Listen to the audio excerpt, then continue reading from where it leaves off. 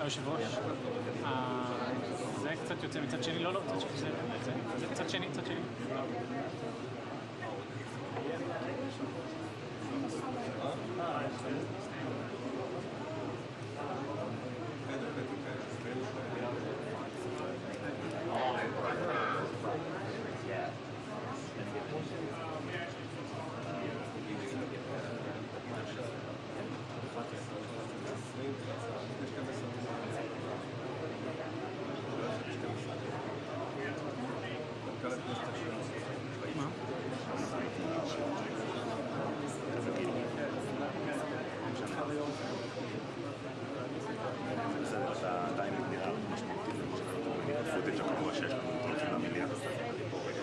אחד הימים הבודדים שאמרתי אני במליאה אני בא רואים אותנו הולכים ביחד בישיבת סיעה מותק ומיקוי בוא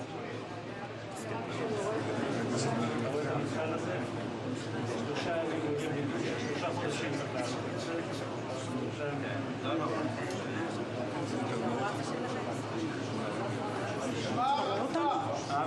אבי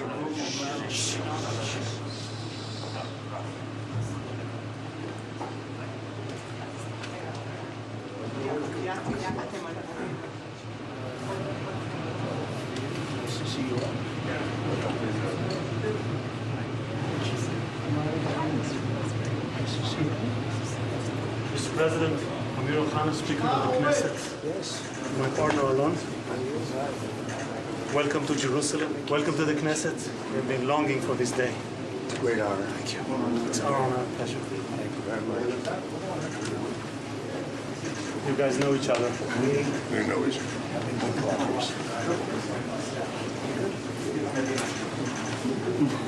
Good.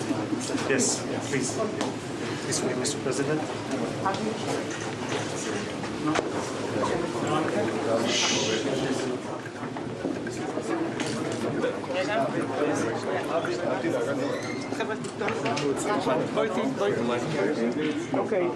Okay, still. Video.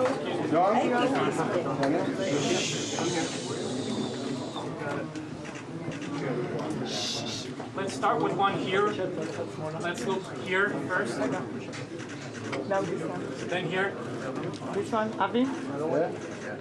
And please here. שנייה אחת. Let's try again.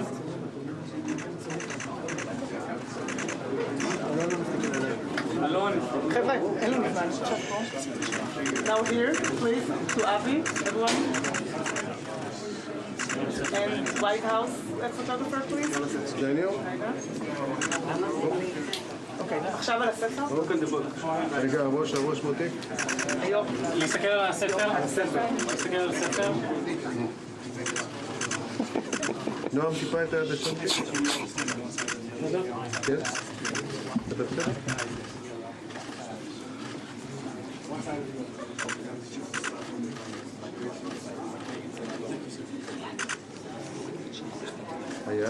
היד. Amen to that. We'll be here and then everyone should call back. Daniel, okay? I'm perfect. You want to do left leg? Good. Yes, sir.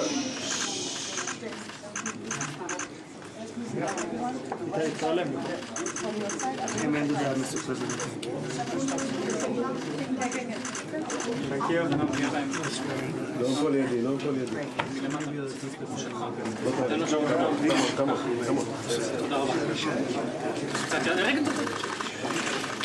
אתה מזיק פה את כולם. אל תתערב. Thank you very much.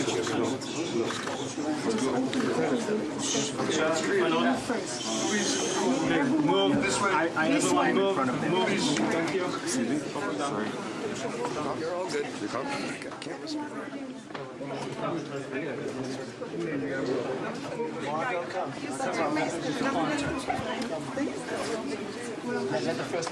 Daniel, White House Counsel.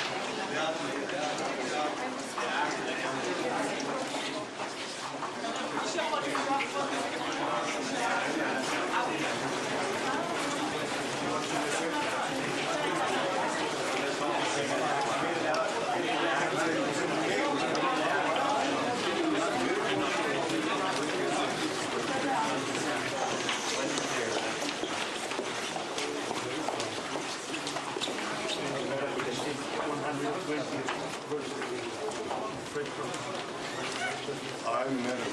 You did? Yes, once. You good, man? Had a great summer. Today is no, actually 2 days ago. 2 days ago, 11th of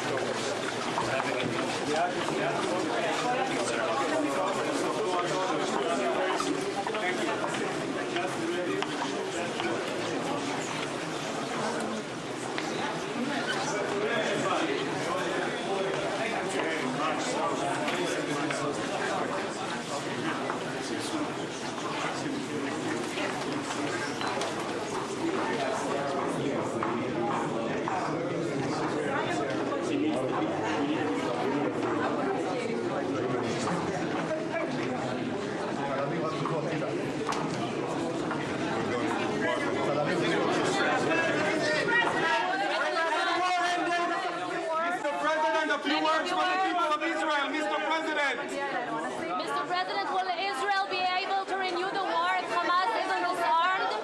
Mr. President, can we get a few words? Mr. President, do you have a message?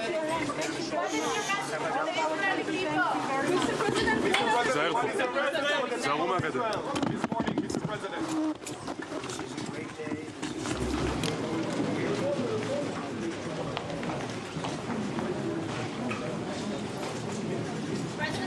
What would happen if Hamas does not comply with the...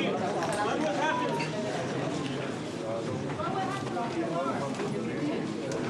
What would happen if Hamas does not comply with your plan, with this army?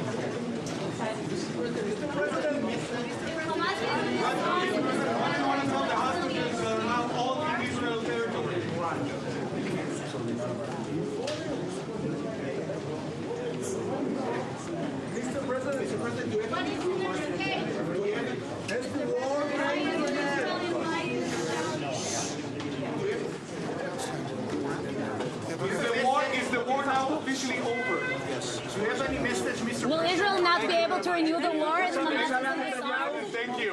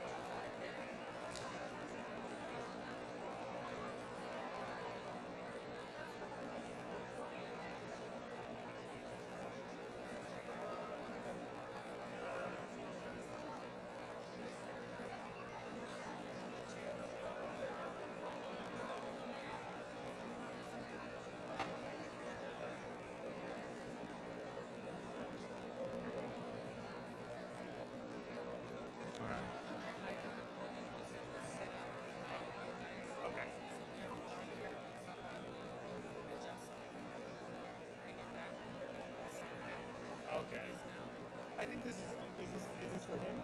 Yeah, I think that's good. Yeah. Yeah, I think that's good. Yeah.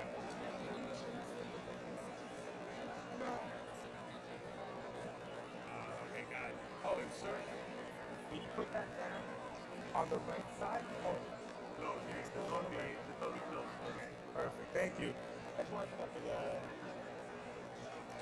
I want to rotate this a little bit.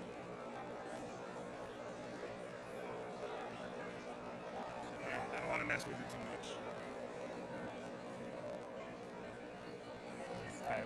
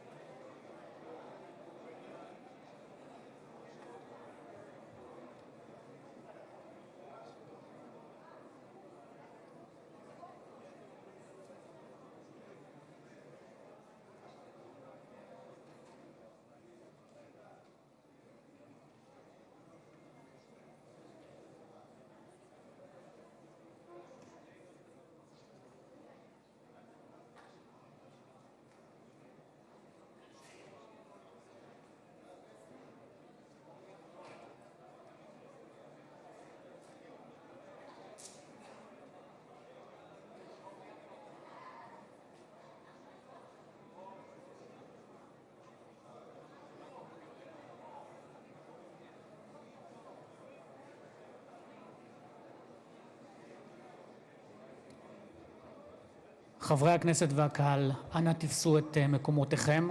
אנחנו מתחילים ממש בעוד מספר דקות.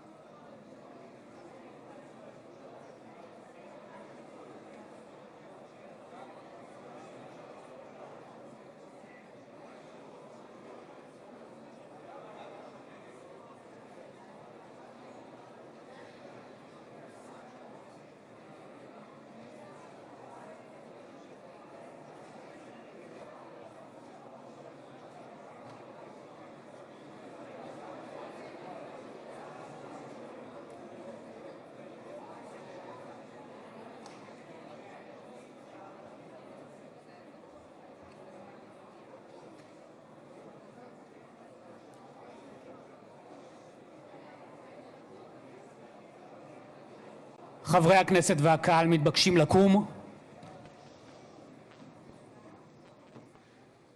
כבוד הנשיאים, כבוד ראש הממשלה וכבוד יושב ראש הכנסת.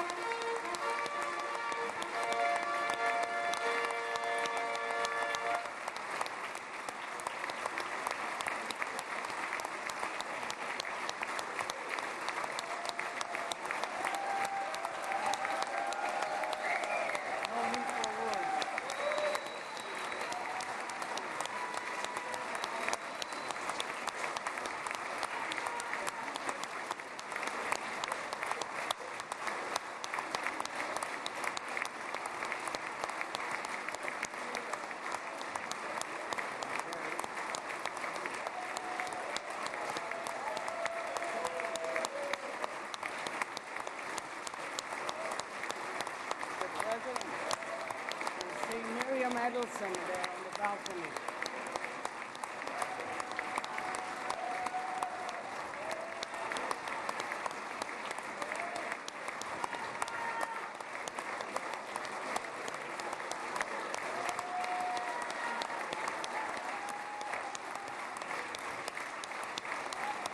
See how much they love you.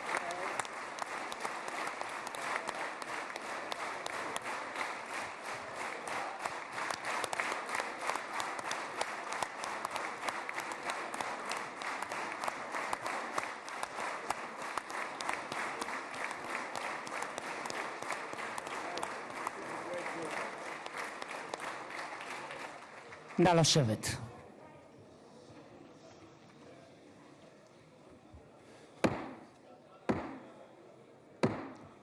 חברות וחברי הכנסת, היום יום שני, כ"א בתשרי התשפ"ו, 13 באוקטובר 2025, ואני מתכבד לפתוח את הישיבה המיוחדת של הכנסת לכבוד נשיא ארצות הברית של אמריקה, מר דונלד ג'יי טראמפ.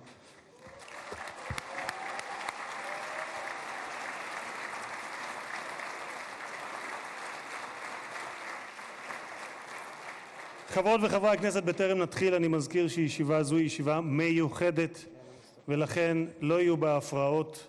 מי שיפריע יוצא מאולם המליאה ולא יורשה לשוב אליה עד תום הישיבה. לא תהיינה אזהרות. בנוסף, ניתן יהיה למחוא כפיים בישיבה זו כפי שכבר ראיתם. כבוד נשיא המדינה יצחק הרצוג ורעייתו מיכל,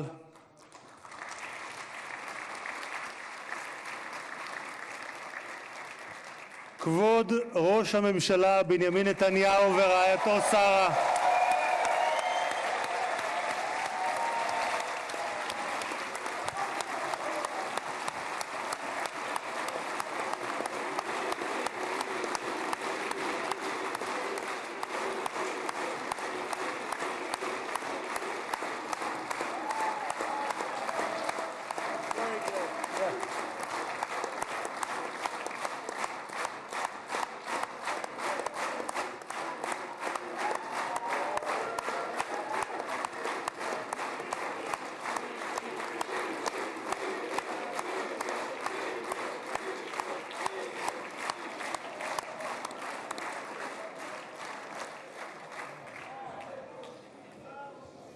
ראש האופוזיציה יאיר לפיד ורעייתו ליהי,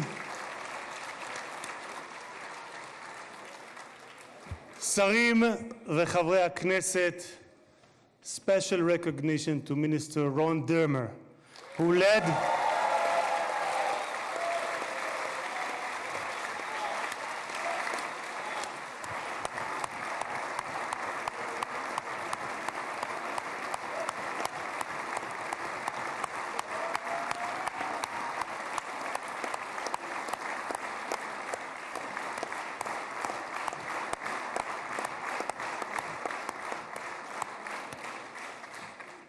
Special recognition to Minister Ron Dermer, who led the negotiation team on behalf of Israel. Thank you, Ron.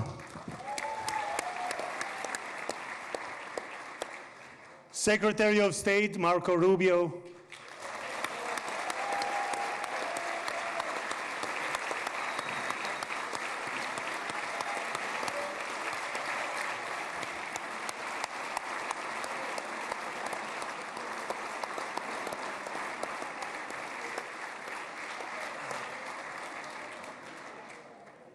Secretary of War Pete Hegseth,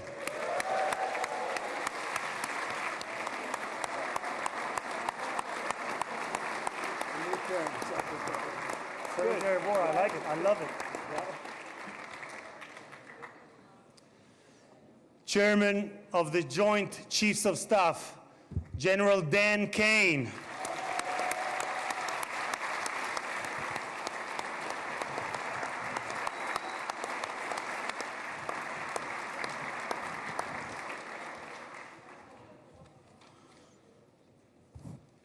Two key players, President Trump's special envoy, Steve Witkoff, who is here with his partner, Lauren.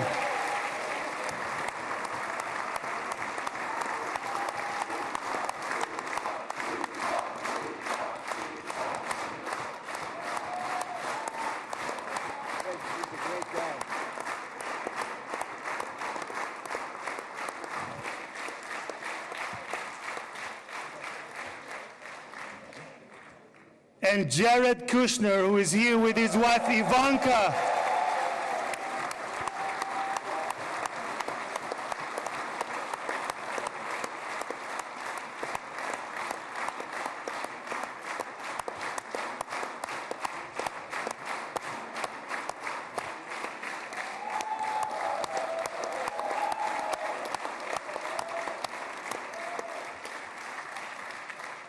And thank you guys for everything that you have done to bring about this day.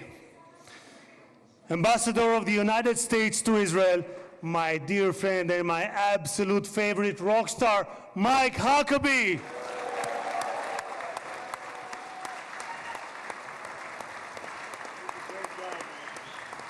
we have Janet? I don't see Janet. No, Janet's not in. Janet's not here. Okay. שגריר ישראל בארצות הברית, יחיאל לייטר.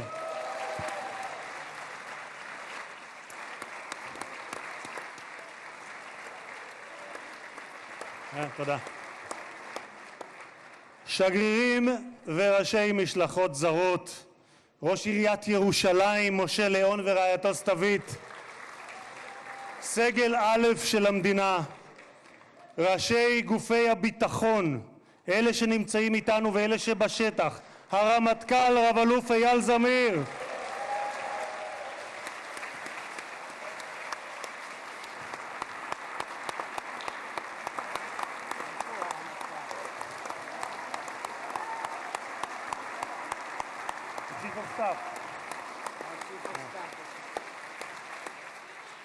המפכ"ל רב ניצב דניאל לוי,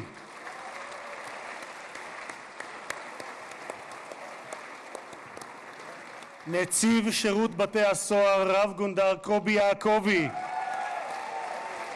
הוא נמצא בשטח, הוא מאלה שנמצאים בשטח.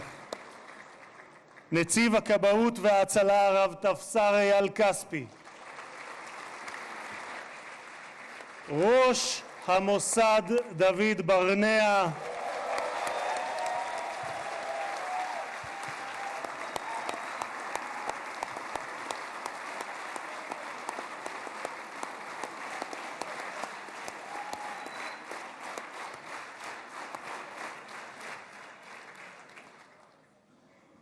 ראש שירות הביטחון הכללי, האלוף במילואים דוד זיני, בהצלחה.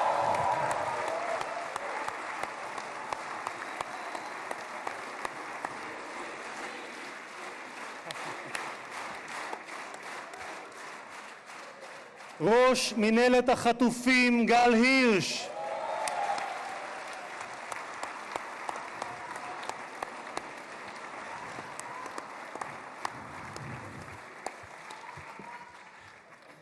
ראשי ערים וראשי רשויות מקומיות, מנכ"ל הכנסת שהרים ב3 ימים ביקור שדרושים לו 3 חודשים לפחות, משה צ'יקו אדרי,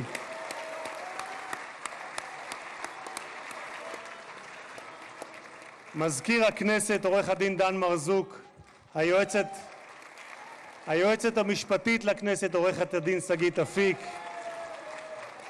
קצין הכנסת ניצב יובל חן, חברי הנהלת הכנסת, משפחות חטופים, משפחות שכולות,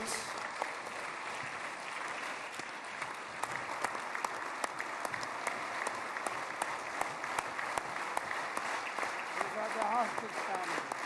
and the bereaved families also.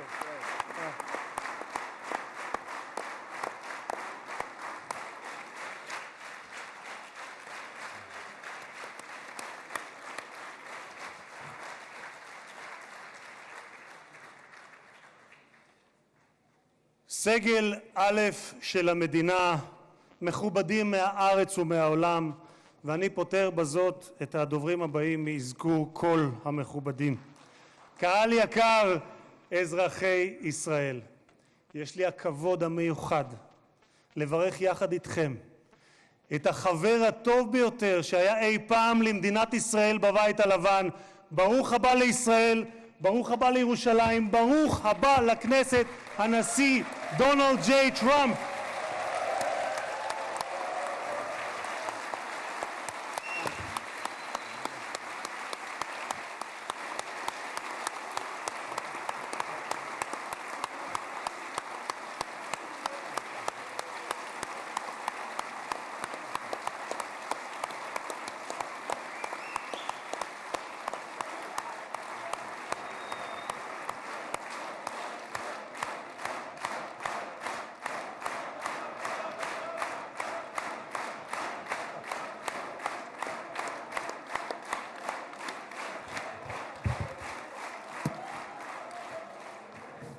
אדוני הנשיא, אני מבקש להודות לך על שהענקת לכנסת את הזכות והכבוד להיות הפרלמנט הראשון מחוץ לארצות הברית שאתה מבקר בו בכהונתך הנוכחית.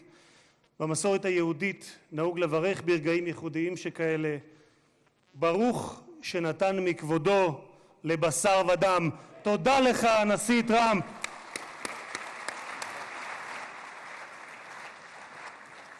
כבוד הנשיא, לפני 2000 שנה הוגלינו בכוח הזרוע מנחלת אבותינו, אבל בכל התפוצות בהן חיינו, מעולם לא שכחנו את ירושלים, הלב הפועם של העם היהודי מאז נוסדה כבירתו לפני 3,000 שנה, ואליה התפללנו שנה אחר שנה אחר שנה.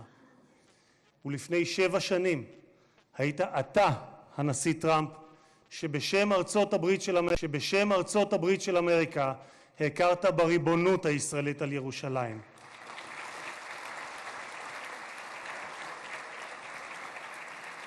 אתה מימשת הבטחה שנשיאים רבים לפניך הבטיחו, אבל רק אתה קיימת.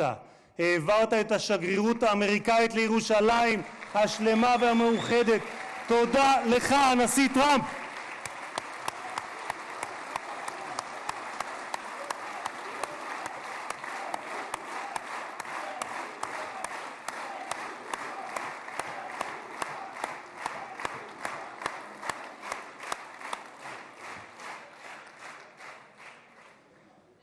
משחר הקמתה נאלצה מדינת ישראל להילחם, אך תמיד הושיטה את ידה לשלום. לפני 5 שנים הובלת יחד עם ראש הממשלה נתניהו את הסכמי אברהם. זכיתי, כן, מגיע. זכיתי לכהן בממשלה שחתמה עליהם, ולימים הם היו בעלי משמעות רבה עבורי גם ברמה האישית. משום שלפני 2.5 זכיתי להיות יושב ראש הכנסת הראשון המקבל הזמנה רשמית לבקר בפרלמנט של מדינה ערבית, וזו הייתה המדינה שבה 2 הוריי שנמצאים כאן איתנו נולדו וגדלו, מרוקו. קרבת בין ישראל לבין 4 מדינות ערביות. שלום תמורת שלום. תודה לך, הנשיא טראמפ. Thank you very much, President Trump.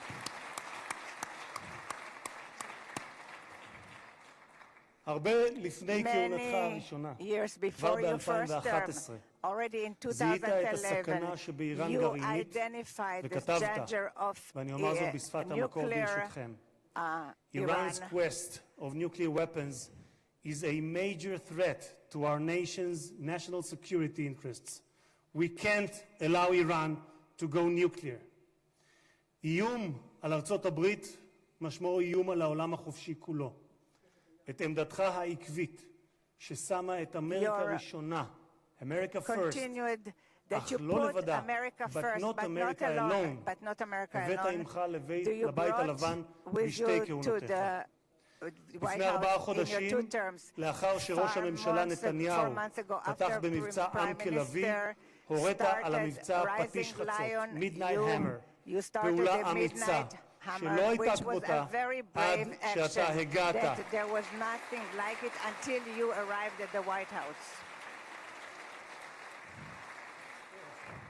בכך, אדוני הנשיא, מנעתם שואה גרעינית שאיראן ביקשה להמיט עלינו ועל העולם, מדינה שבפרלמנט שלה נבחרי הציבור זועקים מוות לאמריקה, מוות לישראל.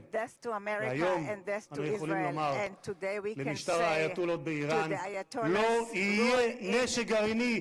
תודה לך, הנשיא טראמפ. Thank you, President Trump.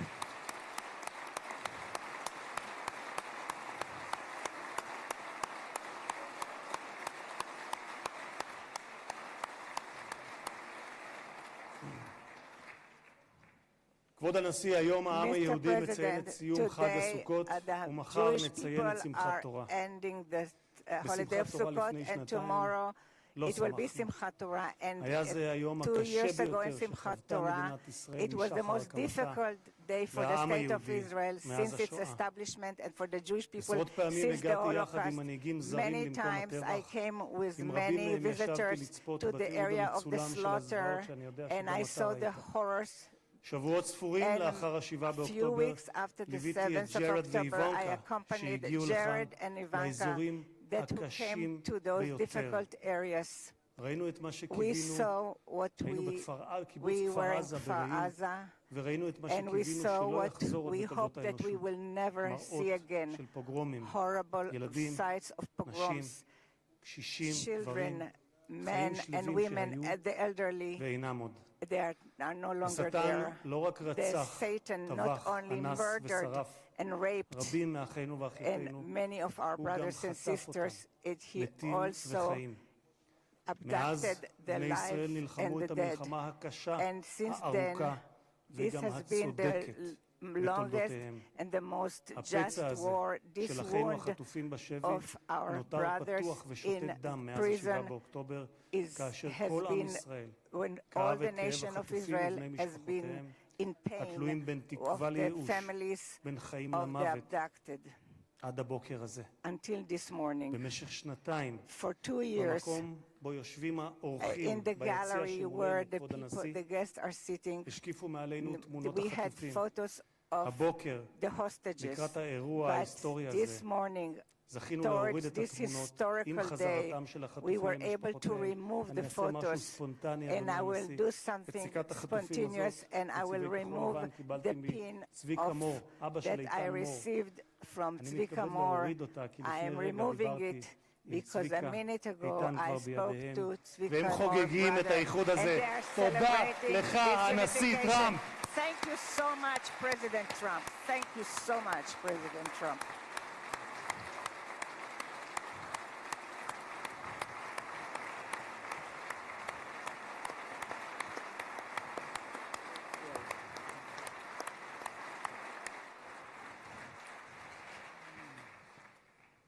Mr. President, you stand before the people of Israel not as another American president, but as a giant of Jewish history, one for whom we must look back 2.5 millennia into the mists of time to find a parallel, Cyrus the Great. You, President Donald J. Trump, are a colossus who will be enshrined in the pantheon of history. Thousands of years from now, Mr. President, the Jewish people will remember you. We are a nation that remembers. Far from being a local struggle, what we are witnessing is a global struggle, a global battle between the forces of extremism, radicalism, and fundamentalism, and those of freedom, liberty, and democracy. What the world needs now is not appeasers who feed the crocodile in the hope that they will be eaten last, like the kind we have seen recently at the UN General Assembly. And by the way, President Trump, your team has checked the teleprompter. It is working beautifully. What the world needs now are more leaders who are brave, resolute, strong, and bold. The world needs more Trumps.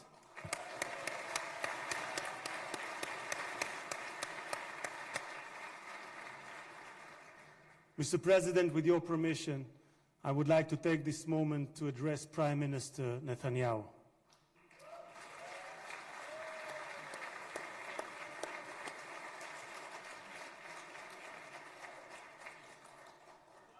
ראש הממשלה, תודה. ראש הממשלה, עמדת בכל שנות Mr. כהונתך, Prime Minister, you, אבל בפרט בשנתיים האחרונות, the last 2 מול years, לחצים אדירים. you faced סטיב great וויטקוף, pressures. שליחו המיוחד של הנשיא Steve טראמפ, Witkoff, שלחם the יחד special איתך envoy that בשוחות fought על החזרת along with you החטופים, to return אמר the עליך, hostages, said about you, העבודה הקשה באמת the most הייתה difficult של work ראש was הממשלה. that of the הוא Prime זה שהיה Minister. צריך It לקבל was the החלטות Prime קשות Minister who עד had to כמה להיות take קשוחים מול hard חמאס decisions, ומתי how לגלות much גמישות. we have to be היו רגעים hard towards שחשבתי, Hamas, כך אומר and when we וויטקוף, have שעליכם to להתגמש be יותר. more אבל האמת היא moderate. שכעת, But the במבט truth לאחור, now that אני looking חושב backwards, שלא היינו מגיעים לנקודה הזו we wouldn't אם have ראש reached הממשלה this point נתניהו if לא the היה פועל Prime Minister כפי שפעל. Netanyahu wouldn't have acted the way he acted.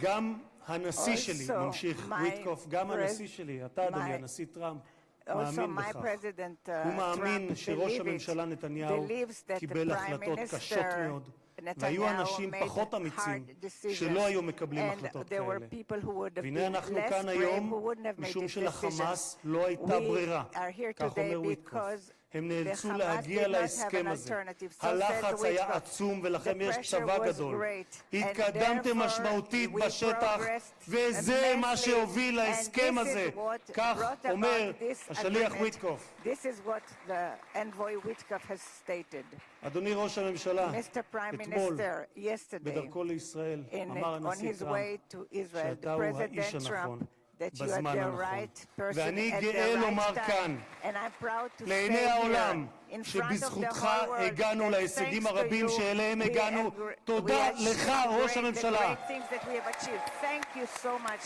Mr. Prime Minister.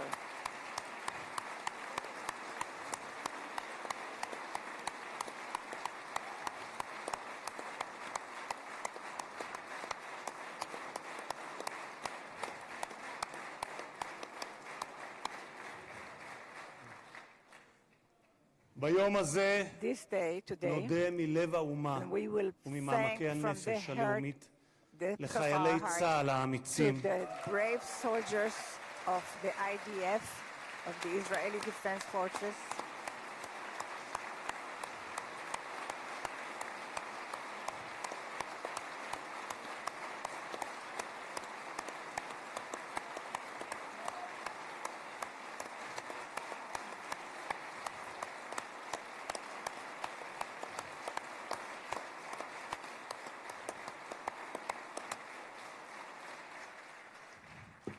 נודה לחיילי thank צה"ל to the האמיצים IDF שהסתערו brave קדימה soldiers כאריות who fought וסיכנו like את חייהם lions and כדי endangered their להגן על lives מדינת ישראל. in order to protect רבים the מהם state of נפלו Israel. והקריבו את Many of חייהם them למען המדינה sacrificed their lives שמרכינה את ראשה for בפניהם the ובפני country משפחותיהם that השכולות. bows its head. דמם לא Their נשפך blood לשווא, was not, כי בגבורתם did not ובהקרבתם die in הם vain. הביאו לרגע Because with הנשגב their הזה, heroism they ושמותיהם brought this ייוותרו state, חקוקים לעד and their names בלב will האומה. be inscribed forever in the hearts of the nation. President Trump, President, you are the president of peace. There was not a single person on this planet who did more than you to advance peace. No one even came close. Your election to the presidency marked a turning point, not only for the United States, but for the entire world. Through your strength of character and unwavering resolve, you brought an end to bloody conflicts in no fewer than 8 regions across the globe. In less than 9 months, you became one of the most consequential presidents in history. You saved countless lives that would have been lost without your leadership. And as our sages teach, whoever saves one life, it is as though he has saved an entire world. You have proven that true peace is achieved through strength, and that only those who are prepared to use force in the present can prevent the need to use it in the future. Mr.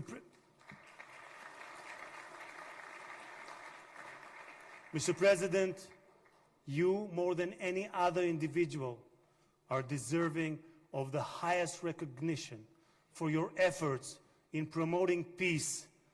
Therefore, I hereby announce that together with our good friend, Speaker of the House, Mike Johnson, we will rally speakers and presidents of parliaments from around the world to submit your candidacy for the Nobel Prize, Peace Prize next year.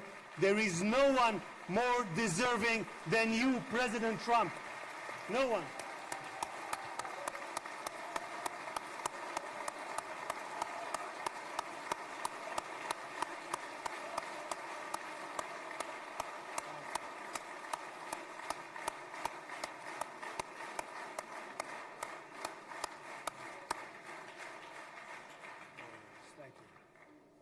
אדוני הנשיא, אנחנו ניצבים בפני ההיסטוריה ברגע נשגב שיחקק לדורות.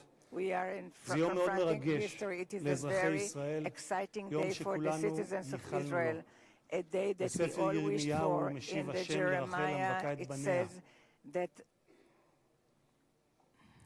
מנעי קולך מבכי ועינייך מדמעה, כי יש שכר לפעולתך, נאום אדוני, ושבו מארץ אויב, ויש תקווה לאחריתך, נאום אדוני, ושבו בנים לגבולם.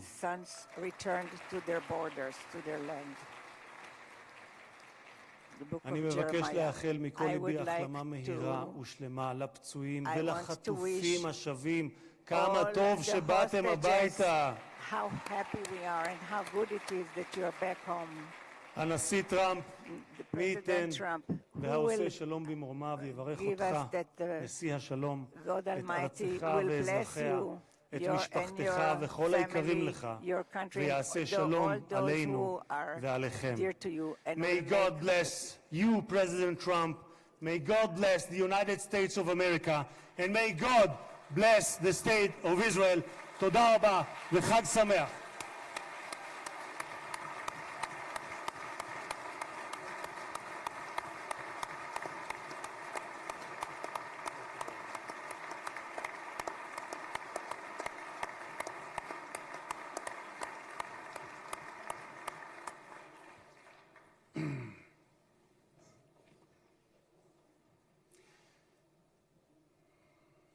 אני מתכבד להזמין כעת את ראש הממשלה, חבר הכנסת בנימין נתניהו, לשאת דברים. Benjamin Netanyahu, the Prime Minister, to say a few words.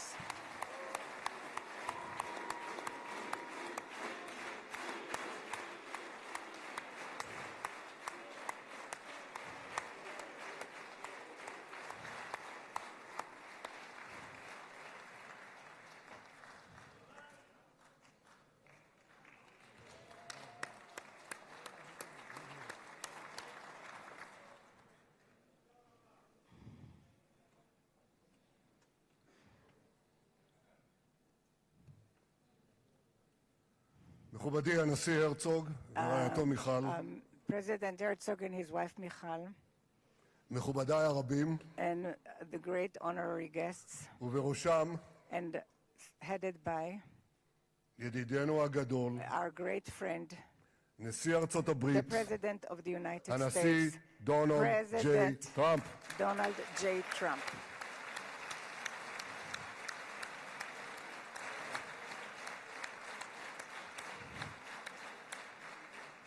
ברוך בואך Welcome לירושלים to בירתנו Jerusalem, הנצחית. our eternal capital. ברוך בואך Welcome לישראל to Israel ביום המרגש הזה, in this moving day, exciting שיחקק day בתולדות עמנו. that will be inscribed in the history וגם of אתה, the הנשיא, annals of Israel, and you too, Mr. תחקק President, בתולדות עמנו, will be inscribed in כבר the נחקקת history of בתולדות our nation, האנושות. and you are already inscribed אבל אנחנו, in the כפי history שנאמר, of the world.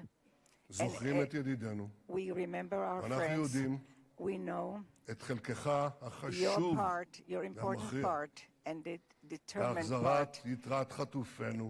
of the return of the ביום הזה, hostages. In this day, שהתבשרנו עכשיו, when we רק were לפני שעה informed קלה, today, an hour ago, שכל חטופינו that החיים, all our live שבו אלינו. hostages returned back to us. איזו התרגשות, What excitement. כמה חיכינו לרגע הזה, How long we've waited for ואנחנו this מחויבים moment, להחזיר את כולם. and we have committed ואני to רוצה return להודות לך באופן everyone. אישי, And I want to thank you ובשם האומה personally כולה. and on behalf of the whole תודה לך, nation. הנשיא טראמפ. Thank you, Mr. תודה לך. President Trump. Thank you, Mr. President.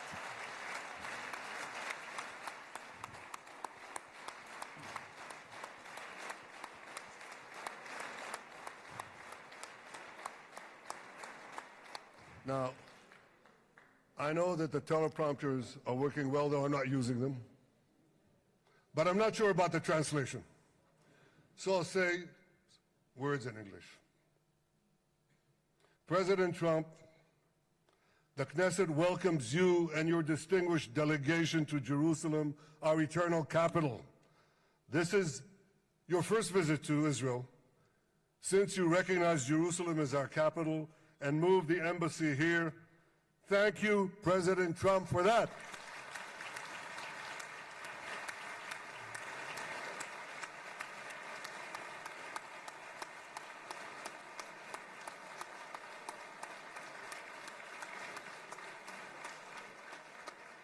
There are many other reasons to thank you since your last visit here. Thank you for recognizing Israeli sovereignty over the Golan Heights.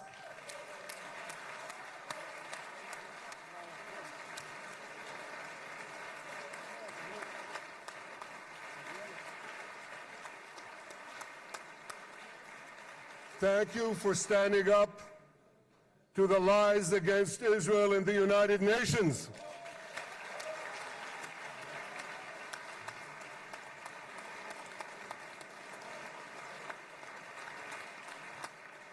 Thank you for recognizing in your 2020 peace plan our rights in Judea and Samaria, the ancestral homeland of the Jewish people.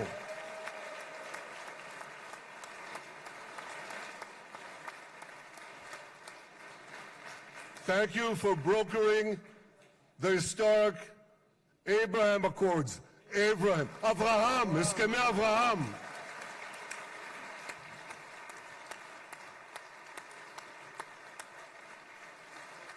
Thank you for withdrawing from the disastrous Iran nuclear deal.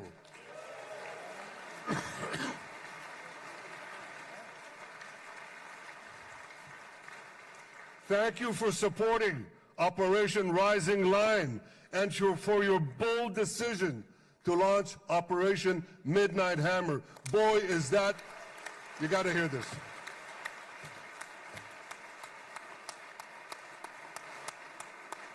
This is the most fitting name ever named for a military operation, because a little after midnight, you really hammered them.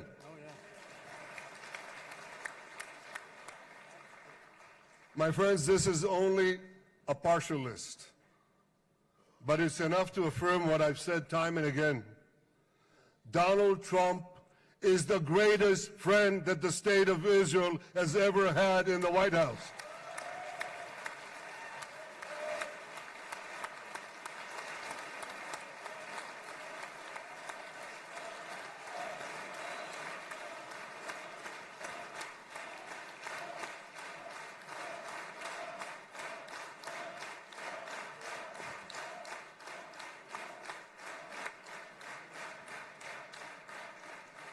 No American president has ever done more for Israel. And as I said in Washington, it ain't even close. It's really not a match. Mr. President, today we welcome you here to thank you for your pivotal leadership in putting forward a proposal that got the backing of almost the entire world. A proposal that brings all our hostages home.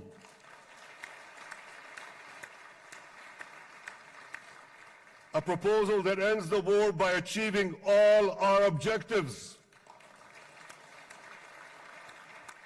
A proposal that opens the door to an historic expansion of peace in our region and beyond our region. Mr. President, you are committed to this peace. I am committed to this peace. And together, Mr. President, we will achieve this peace. We've done it before. We've done it before in the Abraham Accords, and we'll do it again. Mr. President, today the Jewish calendar marks the end of 2 years of war. That war began on October 7th, on the Jewish festival of Simchat Torah. You always tell me, and you tell the world, remember October 7th. Mr. President, we remember. We remember the thousands of Hamas terrorists who stormed into our towns and kibbutzim. We remember the 1,200 people Hamas savagely slaughtered in cold blood, including dozens and dozens of Americans. We remember entire families burnt alive as they embraced each other. We remember the beautiful young Israelis brutally gunned down at the Nova Music Festival. We remember the hundreds of our citizens who were dragged into the dungeons of Gaza, including 12 Americans, men and women, young and old, babies and elderly Holocaust survivors. My friends, Mr. President, Donald, these monsters take babies as hostages. In response to this barbaric attack on October 7th, Israel did what it had to do. With indomitable courage, we set out to defend our people, to defeat our enemies, and to release our hostages. Our heroic soldiers fought like lions. They fought on the front lines of civilization and barbarism. Israel achieved amazing victories over Hamas and the entire Iran terror axis. Sinwar, Dev, Hania, Nasrallah, Assad, they're all gone.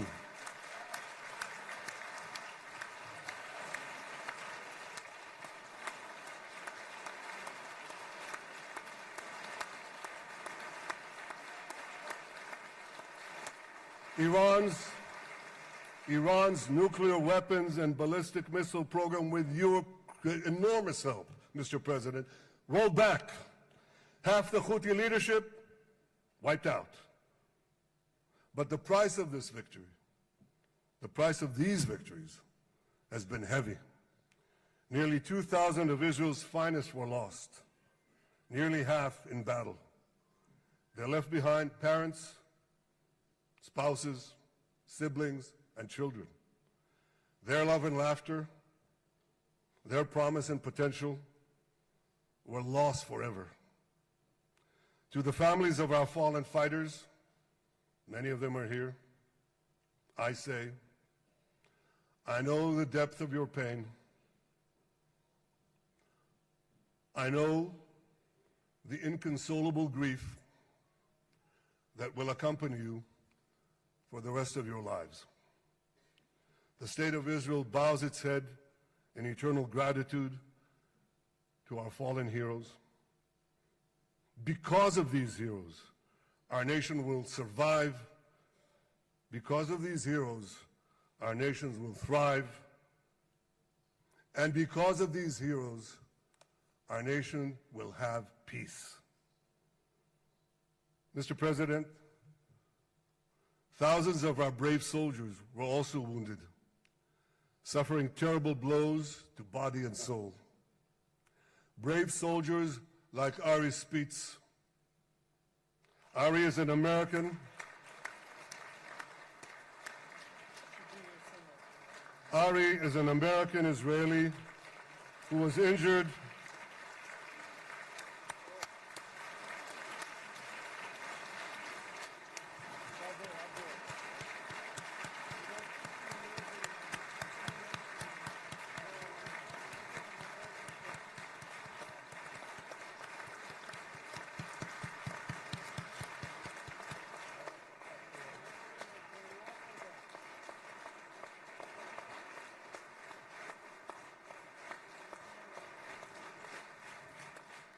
Ari is an American Israeli who was injured in Gaza while searching for Hamas terrorists and weapons. 2 of Ari's comrades were killed in this action, and 10 were injured. Ari was presumed dead, but made a miraculous recovery despite losing 3 limbs. Ari, stand up for a minute alone. Stand up. There you go. There. Ari, you are the spirit of Joshua. You are the spirit of David. You are the spirit of the Maccabees. You are the spirit of Israel. I salute you. We all salute you.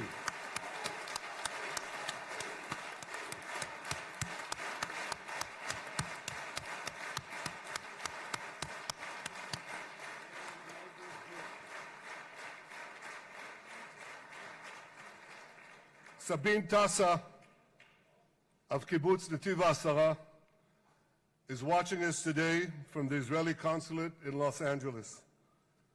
Sabine lost her husband and her oldest son on October 7th. She is the mother of 3 other boys. 2 of them, Koren and Shai, witnessed their father jump on a Hamas grenade to save his 2 sons. We all saw the film of those 2 boys crying out in pain, "Father is dead. Why? Why did God save me?" Mr. President, my friend Donald, I've seen some very tough things in my life. But I couldn't bring myself to watch those boys suffering again. So I didn't see this film except once. Yet Sabine, their mother, has had the strength and fortitude to show this film across the world. And my wife Sarah and I asked her, "Sabine, how do you do it? Why do you do it?" And she answered, "I do it to show the entire world the monsters Israel is fighting and the justice of our cause." This is what she's doing once again in Los Angeles. Sabine, you can hear me now, so I want to tell you on behalf of all of us, you embody the spirit of our biblical heroines, Deborah, Ruth, and Esther. You too are the spirit of Israel, and we all salute you.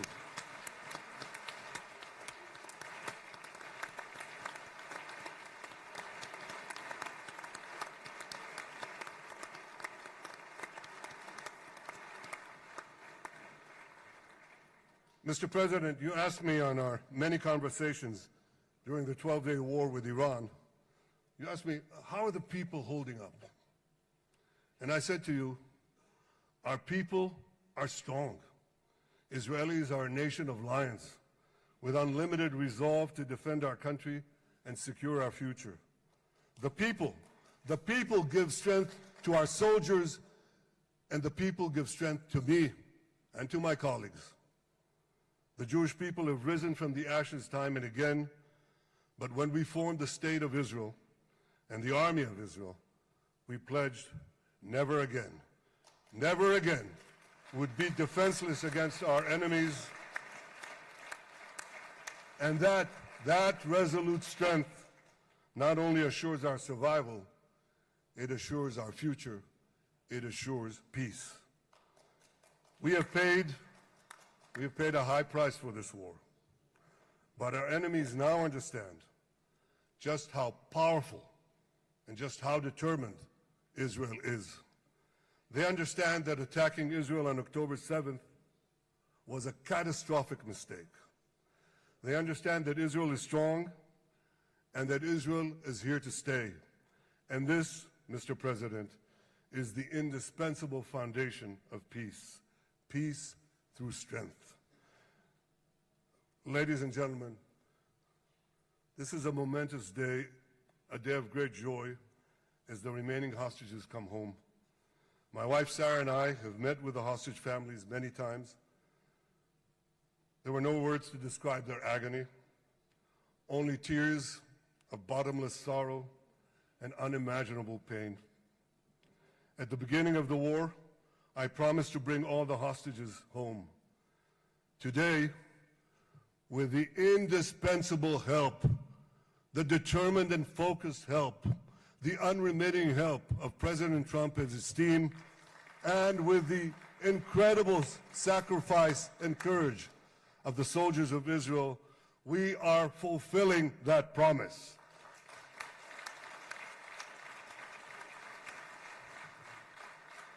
It has been a long journey to get here. In the first week of the war, our brave soldiers put military pressure on Hamas, and the international community put diplomatic pressure on them. This enabled us to secure the release of over 100 hostages. In heroic rescue attempts behind enemy lines, Israel's special forces rescued 8 live hostages and brought back the remains of dozens more. But as time went on, we all know what happened. The diplomatic pressure was turned on its head. More and more governments bought into Hamas's false propaganda. More and more governments succumbed to anti-Semitic mobs in their own countries. They just turned on Israel. They called for us to surrender to Hamas demands, just leave Gaza immediately, they said, end the war without committing to disarm Hamas, without committing to demilitarize Gaza. Had Israel succumbed to those demands, not only would Sinwar, Nasrallah, Assad, and Iran's missile and nuclear program remain intact.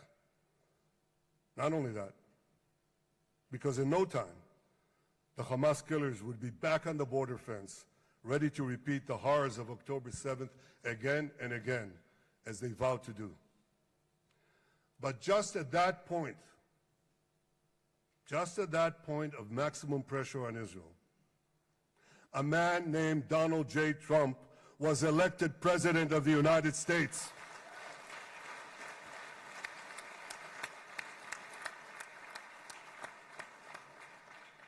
And ladies and gentlemen, overnight,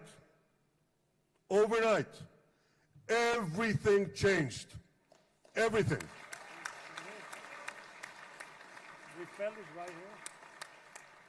Mr. President, thanks to your unequivocal backing of Israel, we secured a second hostage deal within weeks of your election. And in the months that followed, we worked closely together to forge a path to bring the remaining hostages home and end the war. End the war in a way that ensures the disarming of Hamas, the demilitarization of Gaza, and that Gaza would never again pose a threat to Israel. 2 months ago, you fully backed my decision to send the IDF into the last Hamas stronghold in Gaza City. You shared my view that this military pressure would help free the hostages. And despite all the criticism, all the naysayers, we were right. Hamas caved in. And 2 weeks ago, you succeeded in doing something miraculous. You succeeded in doing something that no one believed was possible. You brought most of the Arab world, you brought most of the world behind your proposal to free the hostages and end the war. I want to thank Steve Witkoff, Jared Kushner, and Ron Dermer for their great contribution to this effort.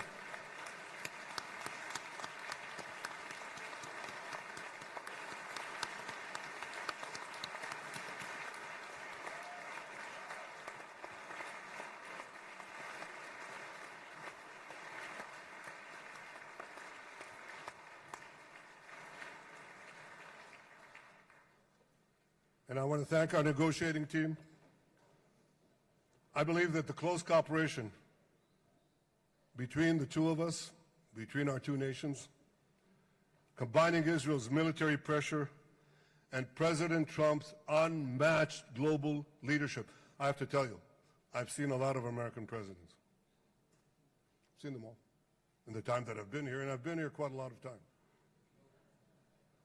I've never seen anyone move the world so quickly, so decisively, so resolutely as our friend President Donald J. Trump.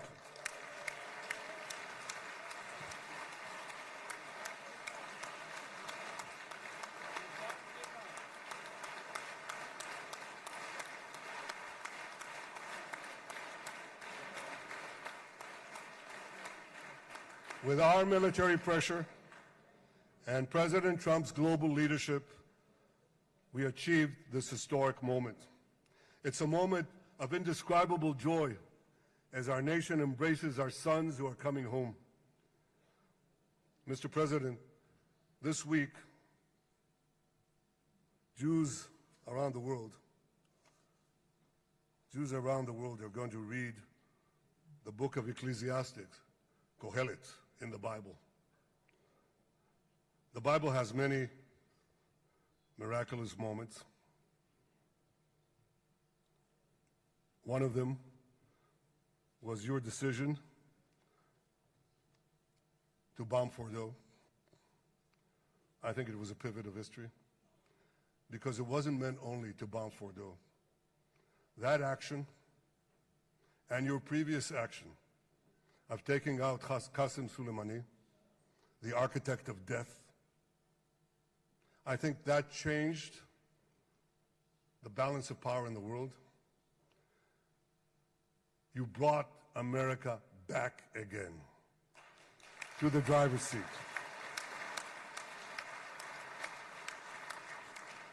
Now, I said that we're going to read this week the book of Ecclesiastes. It's not a book of action. It's a book of meditations, of thought, a perspective on life and on death. And in this book, we read the immortal words of King Solomon. To everything there is a season, and a time for every matter under heaven. Et milchama ve'et shalom. A time for peace and a time for war. The last 2 years have been a time of war. The coming years will hopefully be a time for peace.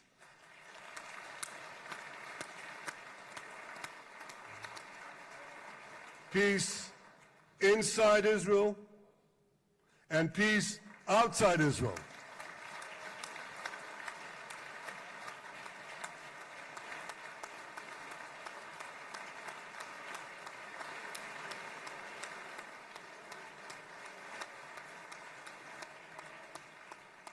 I look forward to continuing marching with you on the path we paved together with the Abraham Accords. Under your leadership, we can forge new peace treaties with Arab countries in the region and Muslim countries beyond the region. Abraham's children will work together to build a better future, a future that will unite civilization against barbarism, light against darkness, and hope against despair. And my friends, I believe that with President Trump's leadership, this will happen a lot faster than people think.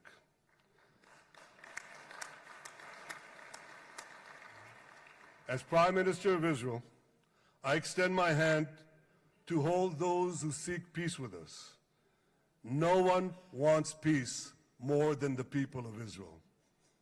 Israel will always remain vigilant in defending itself, and Israel will always remain full of hope.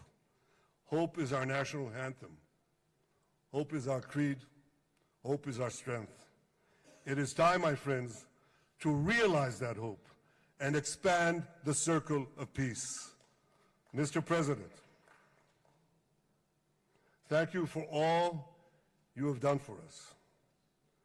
I have submitted your nomination to be the first non-Israeli recipient of the Israel Prize, Israel's highest award.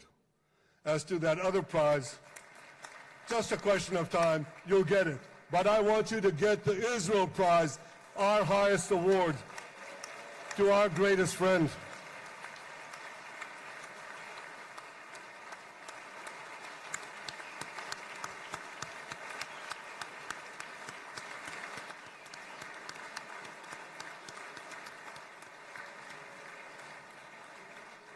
When others were weak, you were strong. When others were fearful, you were bold. When others abandoned us, you stood by our side. On behalf of the government and people of Israel, I thank you for your extraordinary friendship. Thank you for helping bring our hostages home. Thank you for supporting Israel's march to victory. Thank you for paving a path to peace. מכובדי נשיא ארצות הברית, ידידי דונלד, Honorary ברוך הבא President, לישראל, welcome to ברוך Israel. הבא לירושלים, Welcome to Jerusalem. ברוך הבא ביום המרגש הזה, Welcome to שהחיינו this וקיימנו exciting day והגיענו that לזמן brought הזה. us to this day.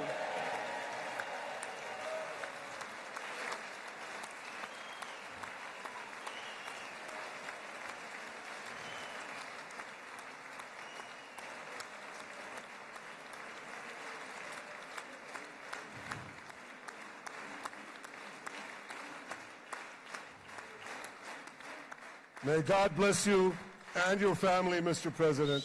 May God bless America. May God bless Israel. And may God bless the covenant between our two promised lands. Thank you, Mr. President.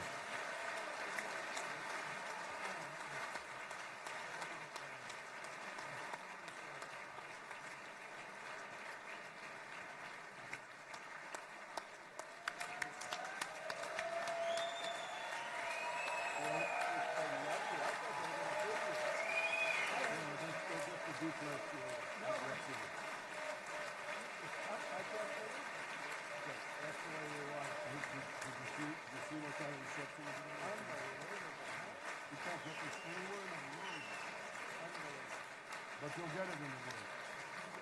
Thank you.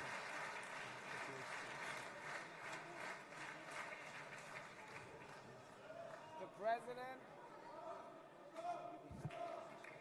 Where?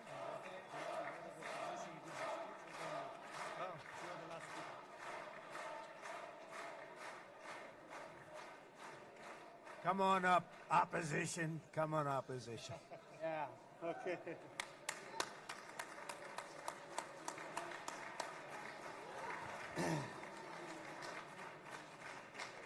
אני מתכבד להזמין כעת את ראש האופוזיציה, חבר הכנסת יאיר לפיד.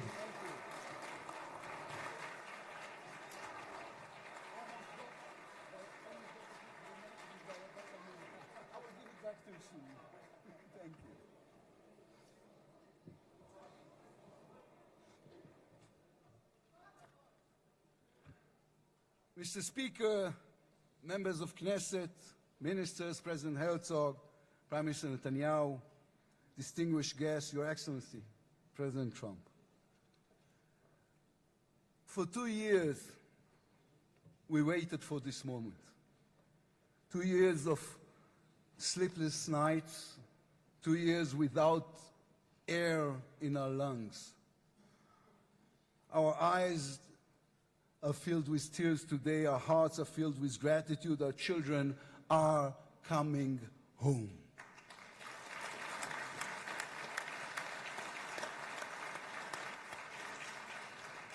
In the Babylonian Talmud, a sacred book of the Jewish people, it is written, whoever destroys one life, it is as though he destroyed an entire world, and whoever saves one life, it is though as he has saved an entire world. Mr. President, you have saved the lives of our hostages.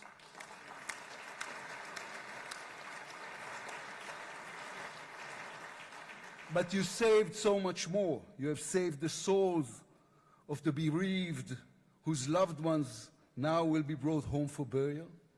You have saved thousands of soldiers who will now not fall in battle. And you have saved millions from the horrors of war. You have saved more than one life, and each life is an entire world.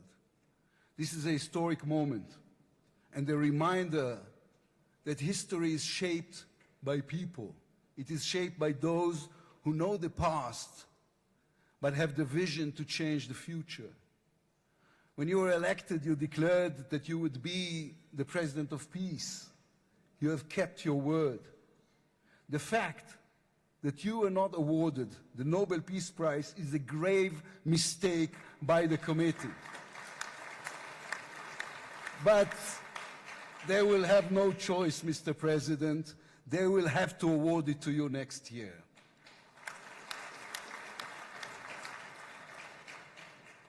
Peace will not come by waiting.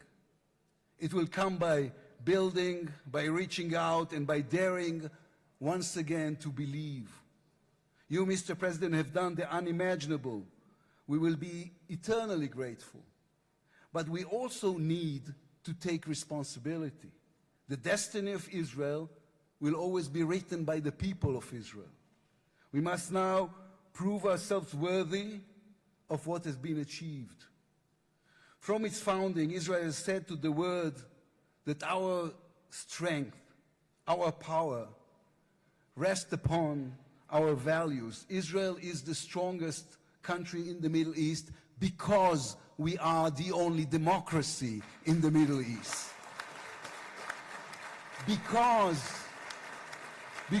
we believe in the principles laid in our Declaration of Independence, which says Israel will ensure complete equality of social and political rights to all its inhabitants, irrespective of religion, race, or sex.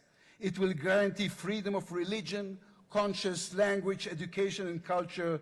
It will safeguard the holy places for all religions. Those are our values. That is who we are as people, as a country. Our neighbors must understand one more thing about us. We are not going anywhere. The Middle East is our home. We are here to stay. Our story did not end in the Bible. It began there. It continues in our laboratories and universities, in our innovation hubs. Hamas, Hezbollah, Iran, and the Houthis, they all read the wrong intelligence reports. The real intelligence report on Israel's intentions is found in the book of Genesis. And I will give you and your descendants after you the land of Canaan for an everlasting possession. We call upon the nations of the Islamic world and all our neighbors, Saudi Arabia, Syria, others. We are here to stay. We can do great things together. Come and talk to us. Mr. President, You are the one who can make it happen as you did with the historic Abraham Accords. Then too, no one believed it was possible. Then too, you imposed your vision on everyone. While others spoke of difficulties, you created opportunity. You can be the one to bring the next wave of peace. The people of Israel support this. They want this. We are ready. And you can later today in Egypt with your unbelievably talented team, my friends Steve Witkoff, Jared Kushner, Marco Rubio, Pete Hegseth, forge a regional alliance that will change not only the Middle East but the entire world. After 2 years of war, the peoples of this region should look around and ask themselves, whose situation is better? Those who chose the path of peace or those who chose the path of war? Those who invested in their people, in the education of their children, in science and education and technology, or those who invested in hate and in violence? From here I say to all those who demonstrated against Israel these past 2 years, on the streets of London and Rome, in Paris and in Columbia University. I do not represent the government. As you know, I am the leader of the opposition. And I tell you, then, you were deceived. You were deceived. Propaganda experts, funded by terror money, manipulated you. Now that the war has stopped, you have time and a chance to go and learn the facts. The truth is, there was no genocide, no intentional starvation.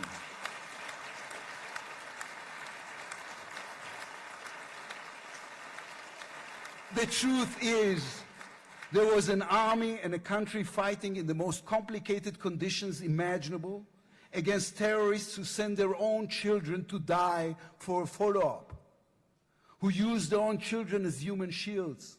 The truth is that a democratic state was attacked by a fanatical terrorist organization. 1,200 people were killed in one day, women were raped, babies were burned alive. And all that, on all the while, they played with your minds, selling you the absurd idea that supporting Islamic terror is somehow a liberal value. There is good and evil in this world. When you stand with Hamas, you stand with evil. When you stand with Hezbollah, you stand with evil. When you stand with the Iranian regime, you stand with evil. When you stand with Israel, you stand on the side of justice.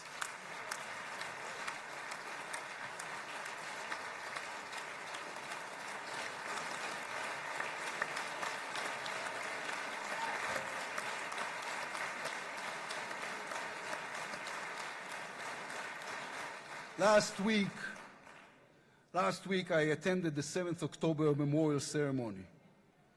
An inspirational woman called Galit Dan spoke on stage. Galit had a daughter, Noya, a 13-year-old girl who was autistic like my daughter. And Noya was full of light. She loved Harry Potter. On that dark day, Noya was sleeping at her grandmother's, Carmela's house in Kibbutz Nir Oz. Carmela was 80 years old. Their bodies, grandmother and granddaughter, were found embraced. They were murdered together. On stage at the ceremony, Galit said a sentence that moved us all. We don't want revenge, she said. We want redemption. Today, the redemption begins. Israel has endured 2 terrible years on the battlefield and in the international arena. But in those 2 years, we also rediscovered our own greatness. We remember how good we can be. Our pilots who took control of the skies over Iran. Our industries leading the world in technology. Our civil society, which reached out to help every victim of the war. We will move forward toward a different future. Our heroic soldiers who saved us all will fold away their uniforms and rise as teachers and engineers, scientists and innovators, investors and small business owners. We will never be able to repay the debt to those who sacrificed everything these past years, to those who, as President Lincoln said, gave the last full measure of devotion. We can only be worthy of them, worthy of their sacrifice. Mr. President, allow me to speak also to the businessman in you, the deal maker who understands value. If there were one stock in the world I would invest in today, it is the State of Israel. If there were one nation that deserves unrestricted access to GPU chips, to AI and SMR technologies, to American markets, it is the State of Israel. Israel's future is intertwined with our eternal alliance, our strategic and moral covenant with our greatest friends, the United States of America. This war is over. We will always need to stay vigilant, to guard against those who seek our destruction. But the State of Israel is about to reinvent itself. The challenges ahead demand not only strength, but a new vision. It's time to take a new path, to be a nation that is advanced and thriving and peace-seeking. We have waited for this moment, for the end of the war, for the return of the hostages, for the chance to rechannel our grief and loss into the energy needed to rebuild our nation. Thanks to you, Mr. President. Thanks to our soldiers, our lions. Thanks to the millions of great Israeli patriots who filled the streets and the square and never, not for one moment, gave up on the hostages.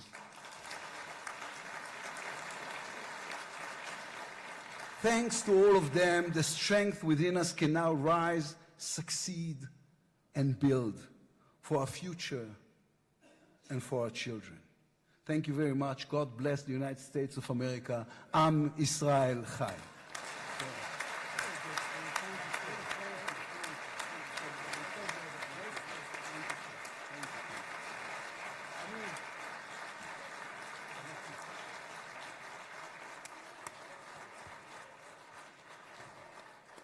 אני מודה לראש האופוזיציה, I would like to thank the head of the opposition. members of the Knesset. It is now my distinct honor to invite the President of the United States of America, His Excellency Donald J. Trump, to address the Knesset.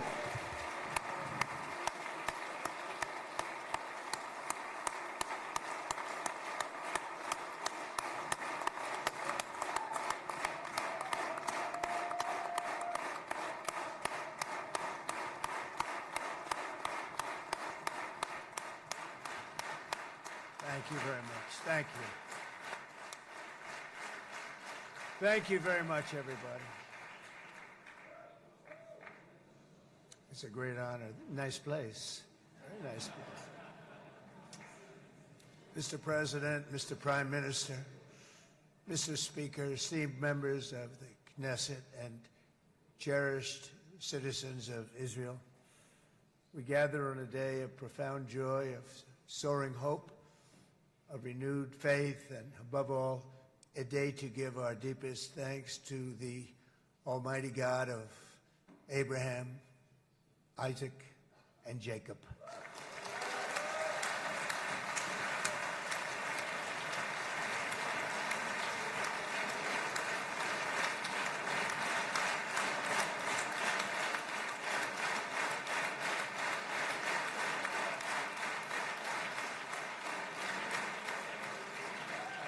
After 2 harrowing years in darkness and captivity, 20 courageous hostages are returning to the glorious embrace of their families, and it is glorious.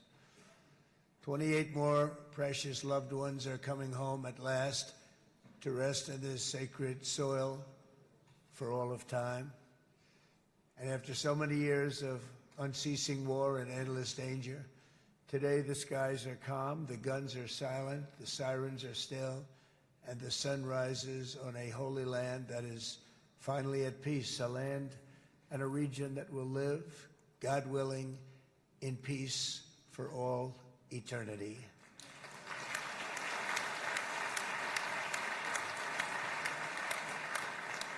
This is not only the end of a war, this is the end of an age of terror and death and the beginning of the age of faith and hope and of God.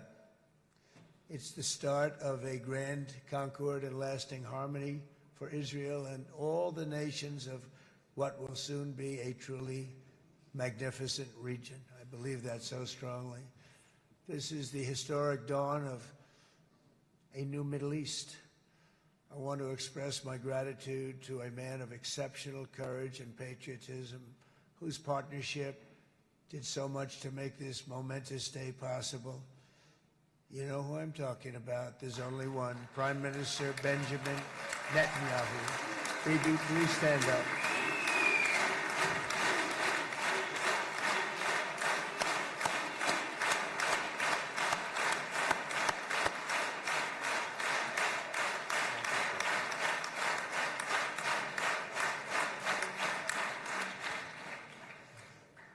And he is not easy, I want to tell you. He's not the easiest guy to deal with, but that's what makes him great. That's what makes him great.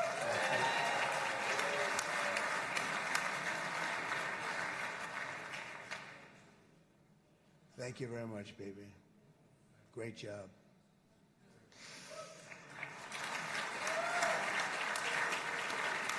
And let me also convey my tremendous appreciation for all of the nations of the Arab and Muslim world that came together to press Hamas to set the hostages free and to send them home. We had a lot of help. We had a lot of help from a lot of people that you wouldn't suspect, and I want to thank them very much for that. It's an incredible triumph for Israel and the world to have all of these nations working together as partners in peace. And it's pretty unusual for you to see that, but it happened in this case. This was a very unusual point in time, a brilliant point in time. Generations from now, this will be remembered as the moment that everything began to change, and change very much for the better. Like the USA right now, it will be the golden age of Israel and the golden age of the Middle East. It's going to work together. I'd like to thank several great American patriots for their invaluable help in getting something done that almost everyone thought was absolutely impossible. We were wasting our time. So many people said, "You're just wasting your time." But we weren't, because we had talented people working with us, and we had people that loved your country, and frankly, people that loved the region. They loved the Middle East. I want to thank my friend Steve Witkoff.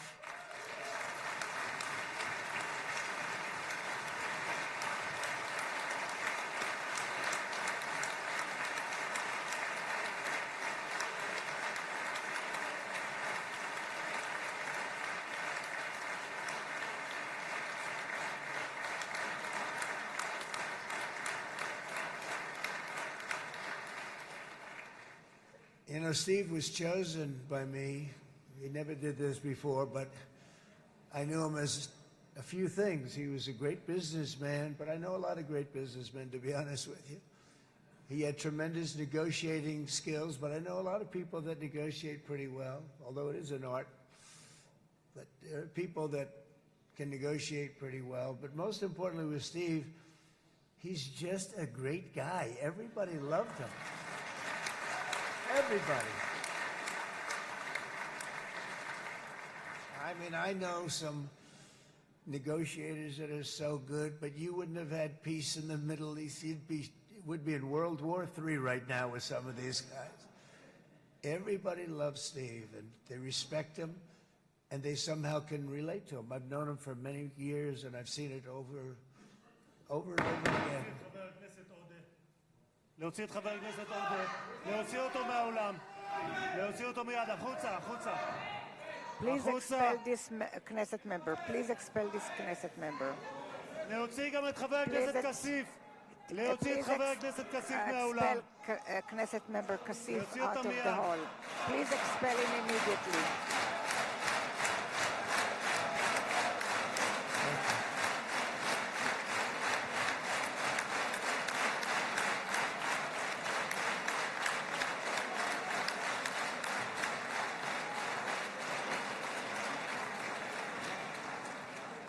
Sorry for that, Mr. President. I'm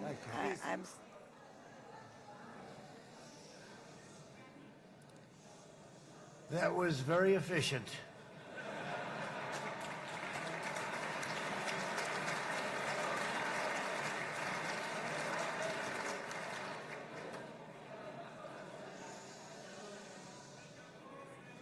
So back to Steve. He's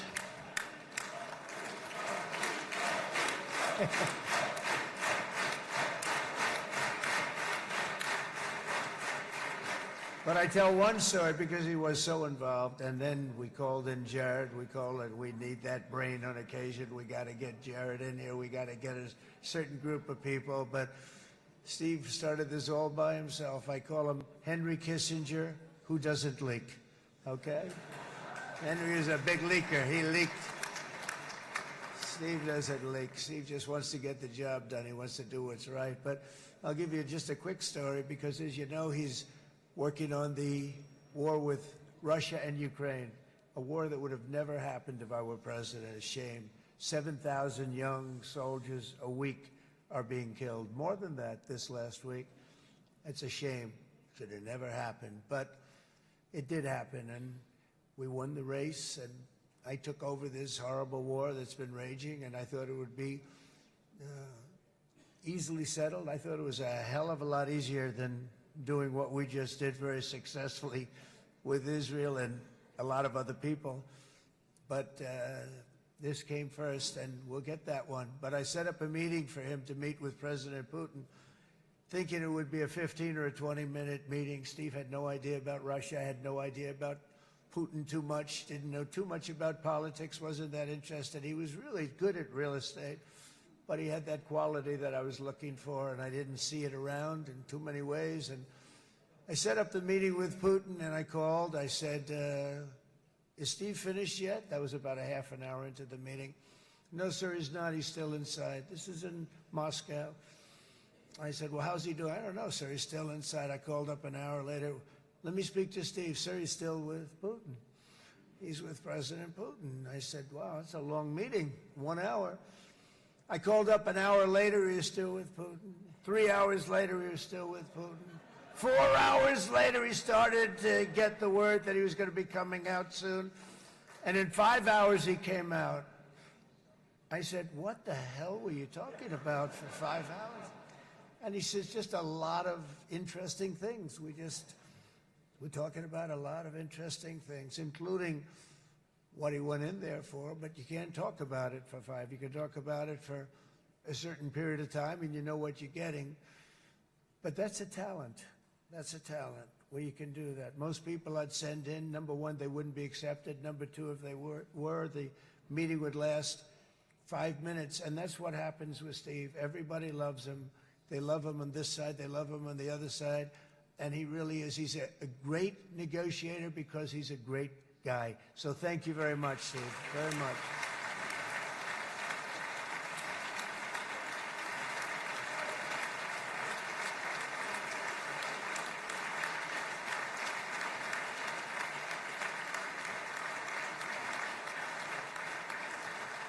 And let me also give a very special thanks to someone who truly loves Israel.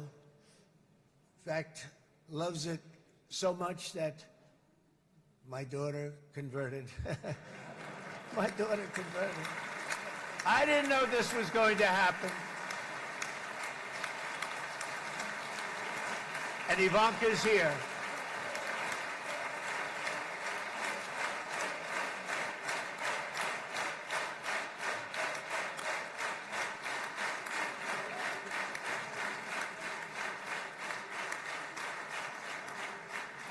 And Bibi, you do know this was not in the cards for me. You understand that. And she is so happy, and they are so happy. At least I think they're happy. If they're not, we have a big story, right? No, they have a great marriage, and they get along great. They're best friends. They have a very special relationship. But Jared has been so helpful. He really did something very special. He established the Abraham Accords with a group of very wonderful people. I like calling it the Avraham Accords, because people that, right? Avraham. It's so cool. It's so much sort of nicer, you know, the Abraham versus the Avraham.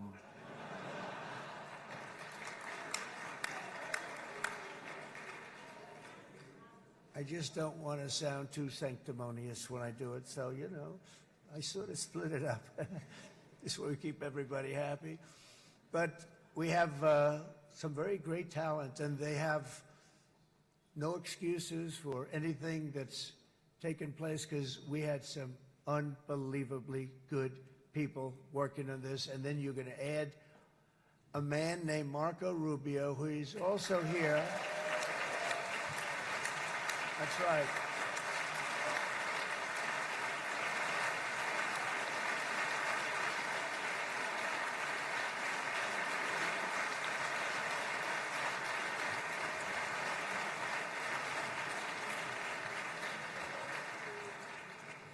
And I have a prediction that Marco will go down, I mean this, as the greatest Secretary of State in the history of the United States. I believe that. I believe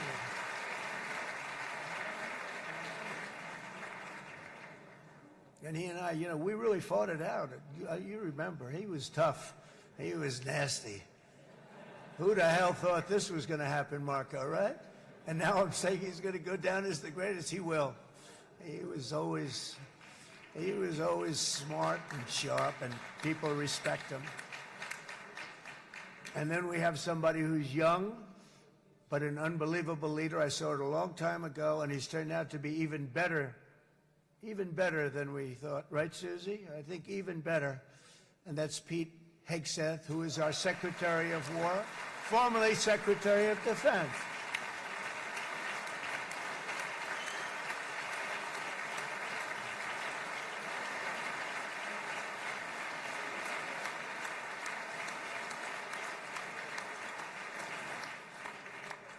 And as you know, we decisively won World War I.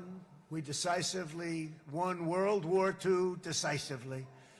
And everything in between and everything before it, we won everything. And then they had the brilliant idea of changing the name from war, you know, it was war, to defense. And with that went a certain thinking.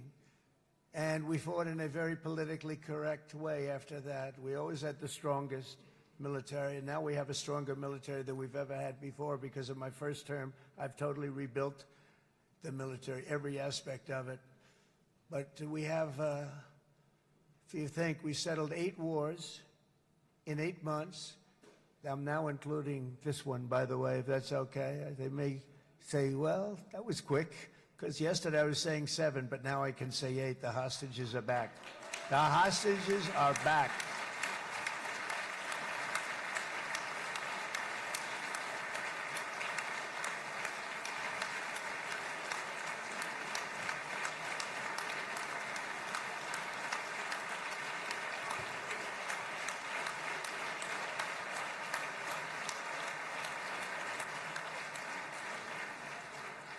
It is a good feeling. Isn't that nice to say? You know, I just said the hostage. First time I said the hostages are back. It feels so good to say it.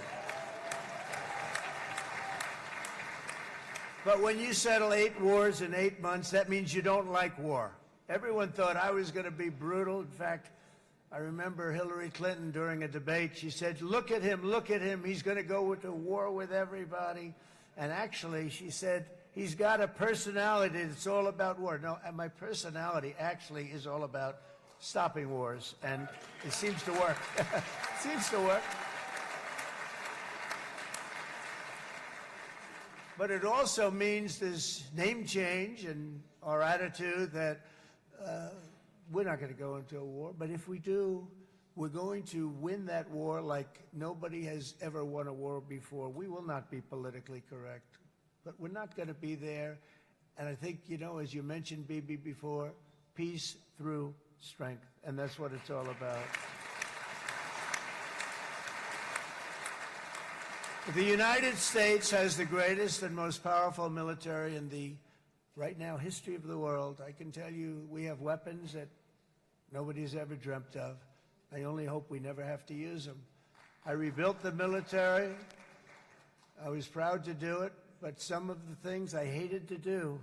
I hated certain of the weapons because the level of power is so enormous, it's so dangerous, so bad. But we have to do what we have to do. We make the best weapons in the world, and we've got a lot of them. And we've given a lot to Israel, frankly. And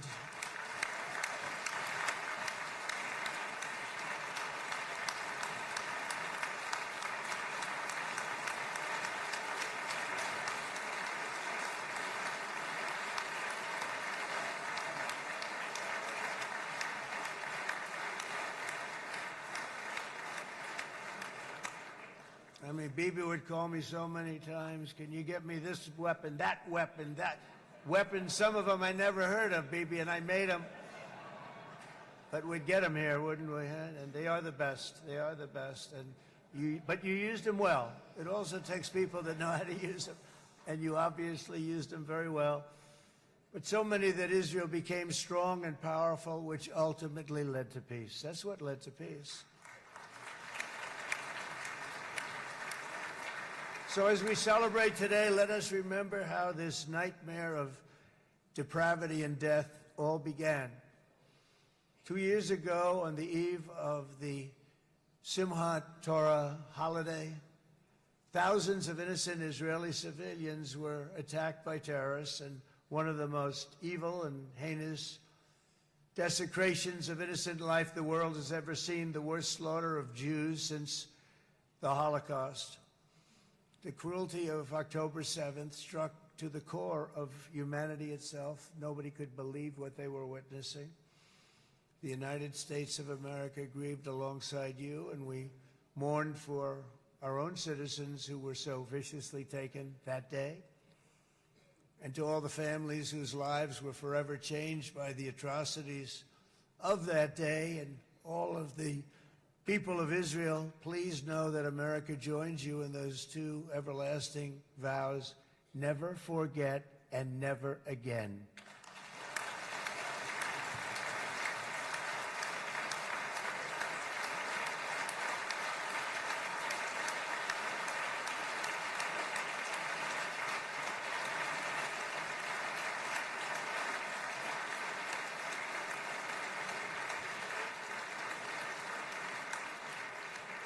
From October 7th until this week, Israel has been a nation at war, enduring burdens that only a proud and faithful people could withstand.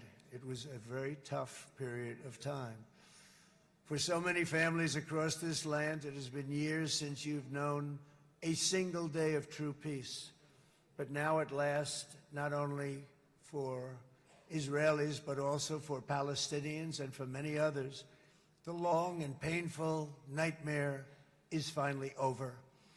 And as the dust settles, the smoke fades, the debris is removed, and the ashes cleaned from the air, the day that breaks on a region transformed, and a beautiful and much brighter future appears suddenly within your reach. This is now a very exciting time for Israel and for the entire Middle East, because all across the Middle East, the forces of chaos, terror, and ruin that have plagued the region for decades now stand weakened, isolated, and totally defeated. A new coalition of proud and responsible nations is emerging, and because of us, the enemies of all civilization are in retreat. thanks to the bravery and incredible skill of the Israeli Defense Forces in Operation Rising Lion.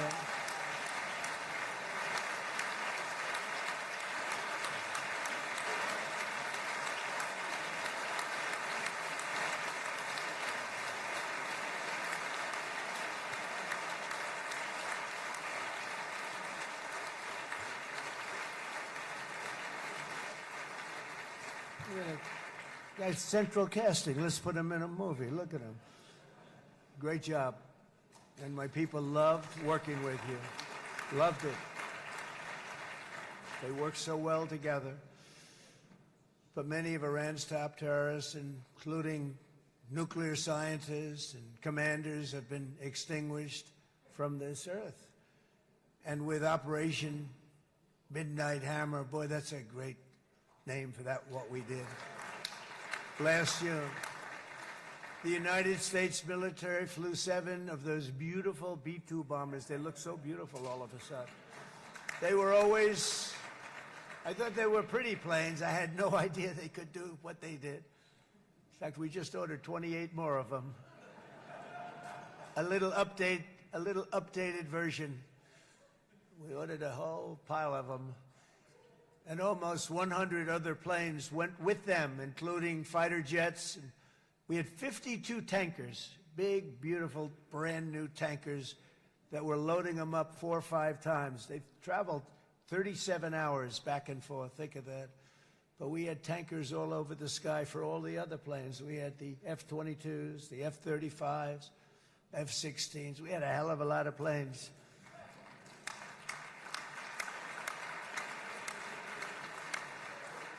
So we had 52 gas stations in the sky. That's what they call them. I'll tell you, I wouldn't want to be flying one of them. We have our great General Raisin Cain right here. General, stand up. This guy. What a general. Thank you.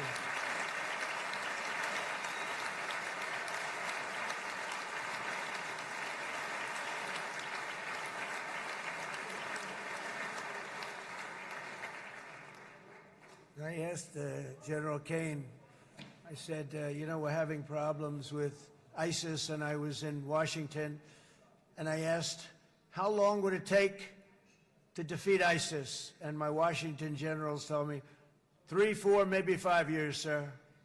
I said, I don't get it. We got the best equipment in the world. Why? So I flew to Iraq, and I met with a man named Cain. He said, what's your first name? He said, they call me Raisin, sir. I said, wait a minute, your name is Raisin Cain?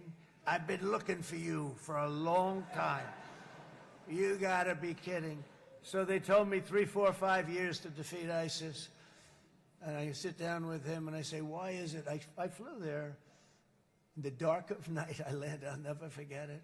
It's quite a trip. I'm glad I made it because I met him. I said, could I ask you, General? I come down. He's standing with another general and a sergeant. Everybody was like central casting. They could go into a movie right now. Between him and you guys over here, we could get rich making movies, okay? And they got along so great. That's the beautiful thing, that your military and our military, Bibi, got along so great. But I was told by the television generals in Washington, we have the best equipment in the world. Why is it taking so long? And they said, 4 years. I said, so let me ask you, Raisin, how long would it take you to defeat ISIS? Sir, we can do it in 3 weeks, but you'll probably have some time left over. I said, you gotta be kidding. What the hell are you talking about? They said 4 years. I said, well, sir, look, it's not my place to say, but you're asking me the question. What you have to do is you hit him from the west, you hit him from the north, you hit him from the south, you hit him above, you hit him below. I said, so why didn't they do it? And he didn't want to speak badly of his superiors, which is hard to believe they were his superiors. It should have been the other way around a long time ago, because he's the one that did Operation Hammer. It was flawless. It was flawless. It was absolutely flawless. And I said, so you really think you can do it in 4 weeks? Yes, sir, 100%. You have to do it differently than they were doing it. They were using one base and it was hundreds of miles away. And he says, we have all these portable bases all over the Middle East. And they didn't want to use them because they didn't want to offend the country where the portable, they wouldn't have even known what the hell the planes were going up, right? They wouldn't have known, but he said, no, they didn't want to defend anybody, offend anybody, and but we can do it in 4 weeks. I said, you sure about that? I'm going to call you back. I'll call you back on Monday. I'm going back to Washington. But you think 4 weeks? Yes, sir, I think we can do it in 4 weeks. We'll have time left over. So I call him on Monday. I say, you think you can do it? 4 weeks. I said, go ahead and do it. He did it. I'll tell you, he did it in 4 weeks, less than 4 weeks. So, General, stand up, please. Again, this is a real general. This is not a television general. He doesn't want to go on television.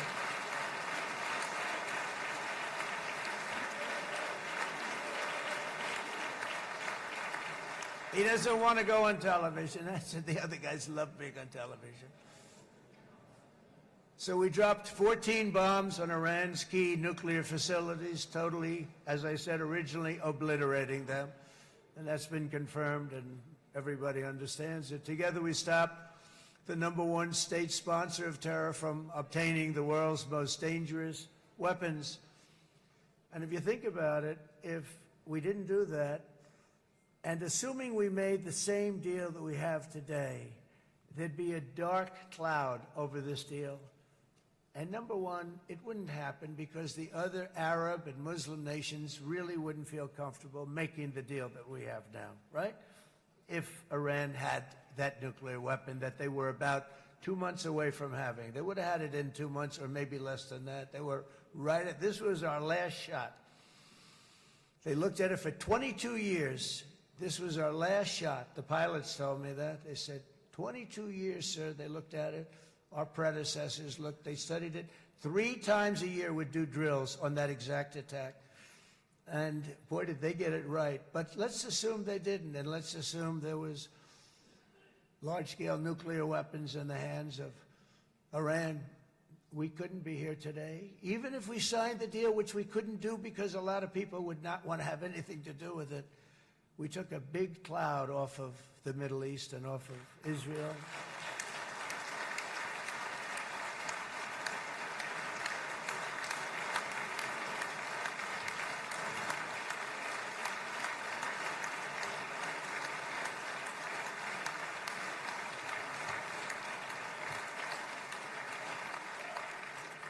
And it was my honor to help.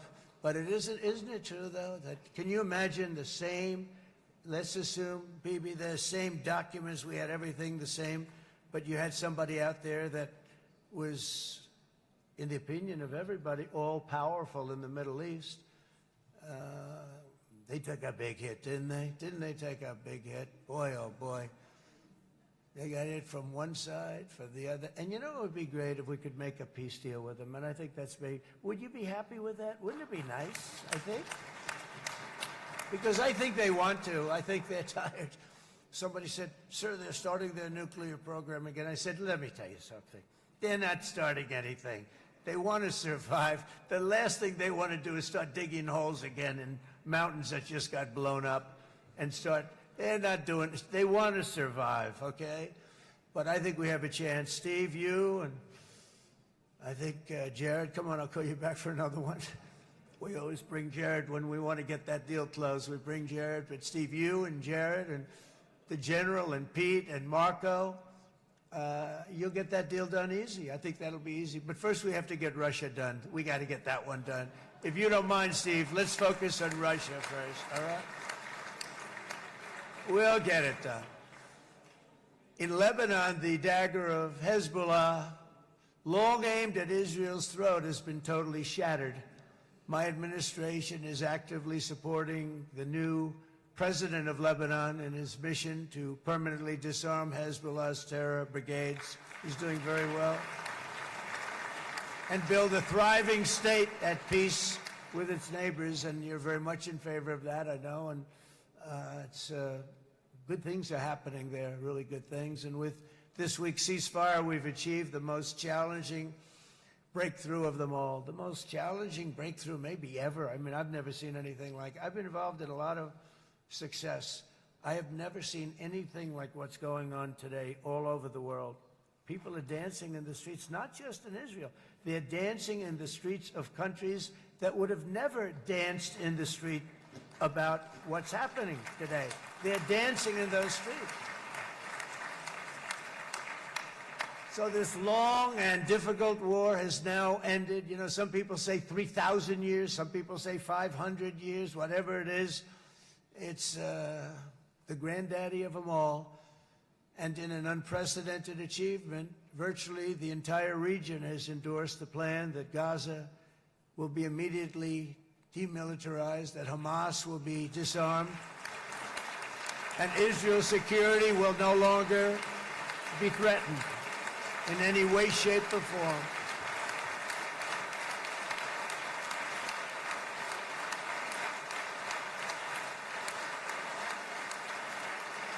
So Israel, with our help, has won all that they can by force of arms. You've won. I mean, you've won.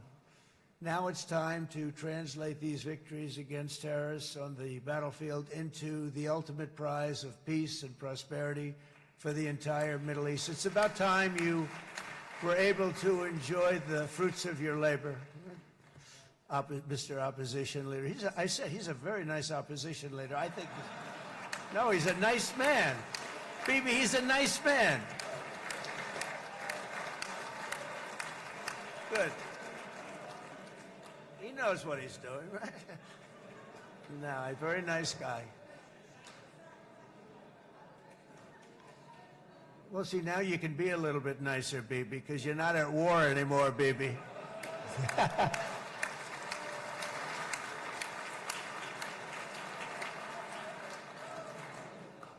But only by embracing the opportunities of this moment can we achieve our goal of ensuring that the horrors of recent years will never happen again. You don't want to have to go through this again.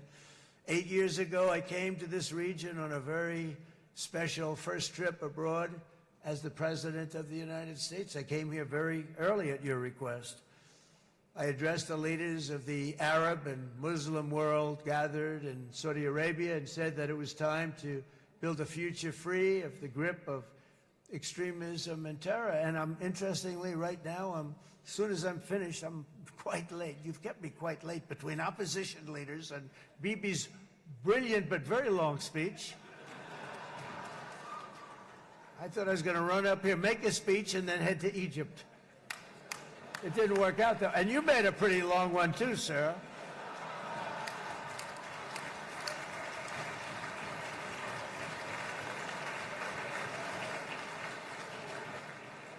But I liked what you all said. It could be worse. Supposing on top of it, I didn't like what you said. That would be no good, Ron, would it? Ron, you did a great job, by the way, Ron.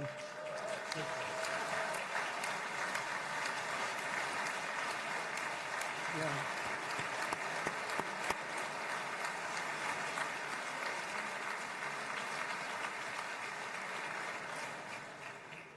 So I'm going to be meeting, actually, in a little while, I'm going to be meeting with the most powerful, the richest nations, really, in the world, although now, with the tariffs, the United States is by far the richest nation in the world, as you probably have been reading.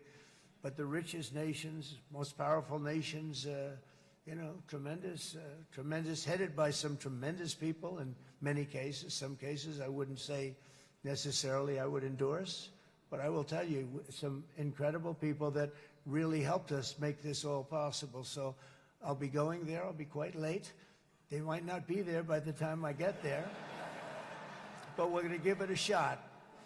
But the journey we started back then led to the crushing defeat of the ISIS caliphate, to the monumental Abraham Accords, and ultimately to the historic ceasefire this week, in which many of those same nations really played a very pivotal role, I have to tell you. Steve will tell you that. Jared will tell you that. Together, we've shown that peace is not just a hope that we can dream about. It's a reality we can build upon day by day, person by person, and nation by nation. And because of that, the Middle East is finally ready to embrace its extraordinary potential. You have extraordinary potential in this region. It should now be clear to everyone throughout the region that decades of fomenting terrorism and extremism, jihadism and anti-Semitism have not worked. They haven't worked. They've been a disaster. They've just killed. They've killed. They've backfired completely and totally. They've just totally backfired. Everything that you thought, take it worst case, it's turned out to be worse than that. They have not worked. From Gaza to Iran, those bitter hatreds have delivered nothing but misery, suffering, failure, and death. They've served not to weaken Israel, but to annihilate the very forces that did the most to foment this hatred. And it's really, I mean, everybody that's tried it has become irrelevant. Meanwhile, we've seen those nations that set aside their differences, reached across ancient divides, and pursued engagement are now among the most successful in the region. They're getting along with Israel, and they're doing great. And I can tell you the 4 nations that joined the Abraham Accords early on, and you'd all be doing me a favor, and I'm going to be saying this in a little while to some other friends, would love you all to, is this right, Jared? Join up in the Abraham Accords. We have to join up and get together. You can have that whole thing filled out. We had a very weak administration, worst president in the history of our country by far. And Barack Obama was not far behind, by the way.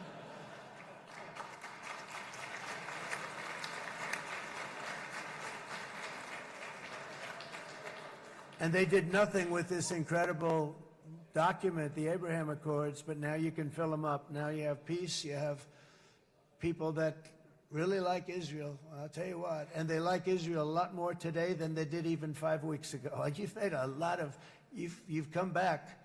You've come back strong, because it was getting to be a little nasty out there in the world, and ultimately the world wins. You can't beat the world always. I would say to Bibi, it's now time. And he understood it better than anybody, because ultimately, you know, the world's a very big place. And I've said a lot. I said, this piece of land is very small. It's unbelievable what you've done with that tiny, you look at a map even of just not the world, the Middle East, and you have this little dot. And think of what you've done. It's incredible. It's incredible.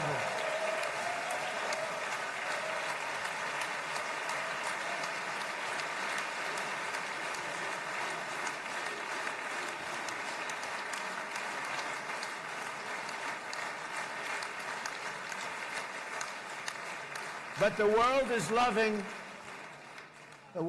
loving Israel again. And I said to Bibi, you know, the world is big and it's strong. And Ron, ultimately, the world wins. And we don't have to worry about that now. But there was getting to be a period of time over the last few months, you know, the world wanted peace and Israel wanted peace. Everybody did. Everybody did. And what a victory it's been, right? What a victory it's been. If you would have gone on for 3-4 more years, keep fighting, it was getting bad. It was getting heated. The timing of this is brilliant. And I said, Bibi, you're going to be remembered for this far more than if you kept this thing going, kill. It would be it would not be the same. And I just want to congratulate you for having the courage to say, that's it, we've won. And now let's enjoy our lives and let's rebuild Israel and make it stronger and bigger and better than it's ever been before. We're going to do that. Took a lot of guts. And the choice for Palestinians could not be more clear. This is their chance to turn forever from the path of terror and violence. It's been extreme, to exile the wicked forces of hate that are in their midst, and I think that's going to happen. I've met some people over the last couple of months that want to see it happen very much, and after tremendous pain and death and hardship, now is the time to concentrate on building their people up instead of trying to tear Israel down. We don't want that to happen again. And the total focus of Gazans must be on restoring the fundamentals of stability, safety, dignity, and economic development so they can finally have the better life that their children really do deserve after all these decades of horror. I intend to be a partner in this effort in the sense that we're going to help and we're going to do something that became unbelievably popular. Everybody wants to be on it. It's called the Board of Peace, okay? How about that? Is that a beautiful name? Like a board of peace.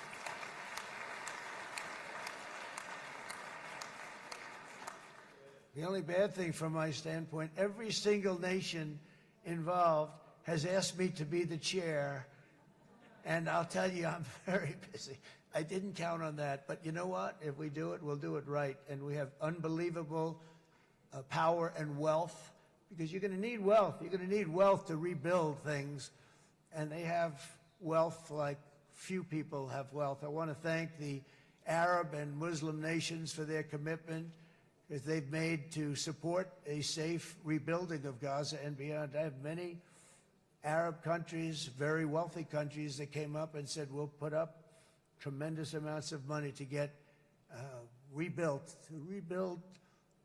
Gaza, and I think that's going to happen. The power, they want dignity, they want to come forward, and they want to say, and I want to say who they are, because what they're doing is going to be, I think, something that you're going to be very impressed with, Bibi, and you need that. You need the kind of economic power that they have, and they want to see it work, and they want to see it be safe, and they want to see it be good for Israel, too. And as much money as it will be, and it's a lot, as you can see, it's a lot. For these countries, it's relatively little relative to their worth. It's really a lot of money like most people could never even conceive, but for these countries, it's not that much, especially because it ensures success and stability in the Middle East, which is what they want to see. So many of them will be with us in Egypt in a little while, I think. I'm not sure. They may be gone. They may have taken their Boeing 747s and left. I said, what kind of a plane do you fly? 747. I said, that's a large plane. No, they may have. Steve, do you think they've left on their their brand new Boeing 747s? Or I don't know. We're going to find out soon. It's going to be a big story. There'll be 2 people left. And they'll be the 2 poorest ones.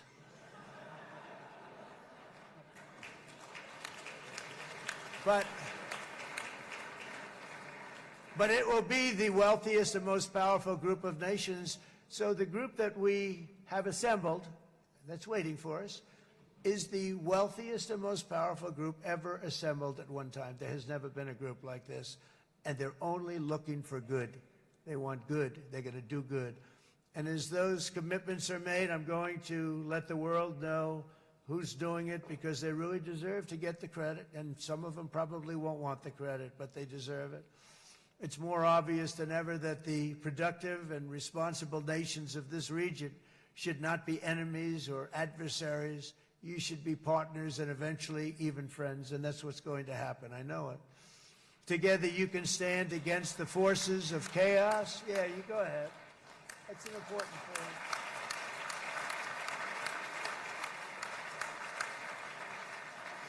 Because you can stand against the forces of chaos that threaten all of your interests, and it's always a big threat, and unleash incredible prosperity and opportunity for all the people of these lands, and that's what's going to happen. You're going to unleash numbers and success, the likes of which Israel has never been able to think of, because you're so firm, and you should be, and you've done the right thing in defending yourself. You're not going to have to worry so much about it. You've won, and now you can build, and you can do things that you never even thought possible.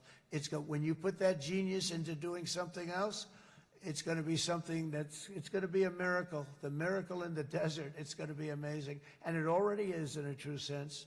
But it'll be wonderful when you can spend time thinking about other than war and defense and offense also. To that end, it's my firm hope and dream, frankly, that together the Abraham Accords will turn out to be everything that we thought they would.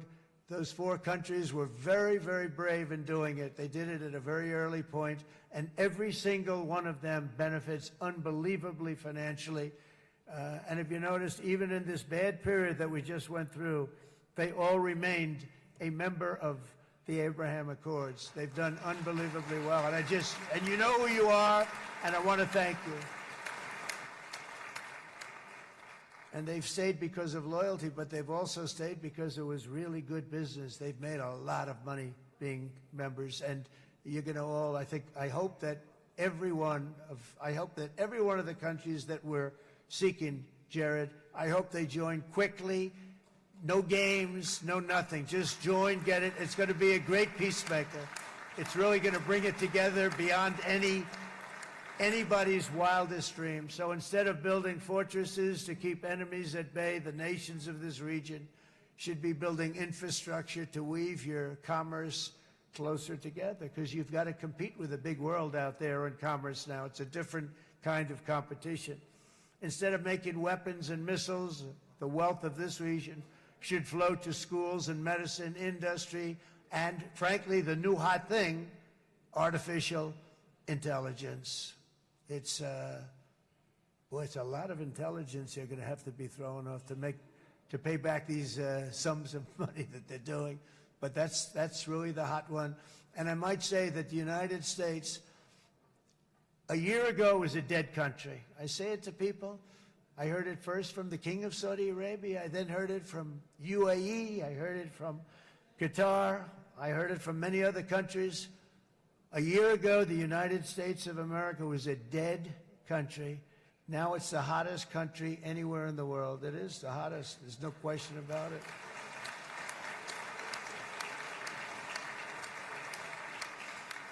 In fact, if you go back a year ago, before the election, although once we had November 5th, we became hot because people got it. I would say November 5th was a time that we became really hot. But once you go back a couple of years, if I were in charge and the country was doing what they were, nobody was going to ask me to speak. Nobody asked Joe Biden to come up and speak, I guarantee you that. And if they did, he would have turned them down, I promise you. He didn't speak. He didn't speak, and he didn't speak well. But all of the countries in the Middle East, it could have, what we're doing now, it could have happened a long time ago, but it was strangled and set back almost irretrievably by the administrations of Barack Obama and then Joe Biden. It was, there was a hatred toward Israel. There was an absolute hatred. The setbacks really started when President Obama signed the Iran nuclear deal.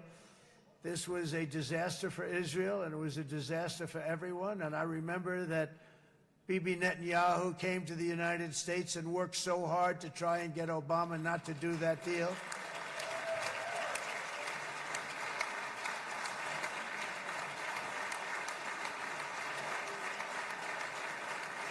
He worked so hard. But it was like talking to a wall. I remember him telling me it was like talking to a wall. They wanted to go with Iran. They chose Iran, frankly, over a lot of other good nations, but specifically Israel. And that was the beginning of a very bad period of time. You had Obama go out, and the Iran nuclear deal turned out to be a disaster. And by the way, I terminated the Iran nuclear deal, and I was very proud to do it.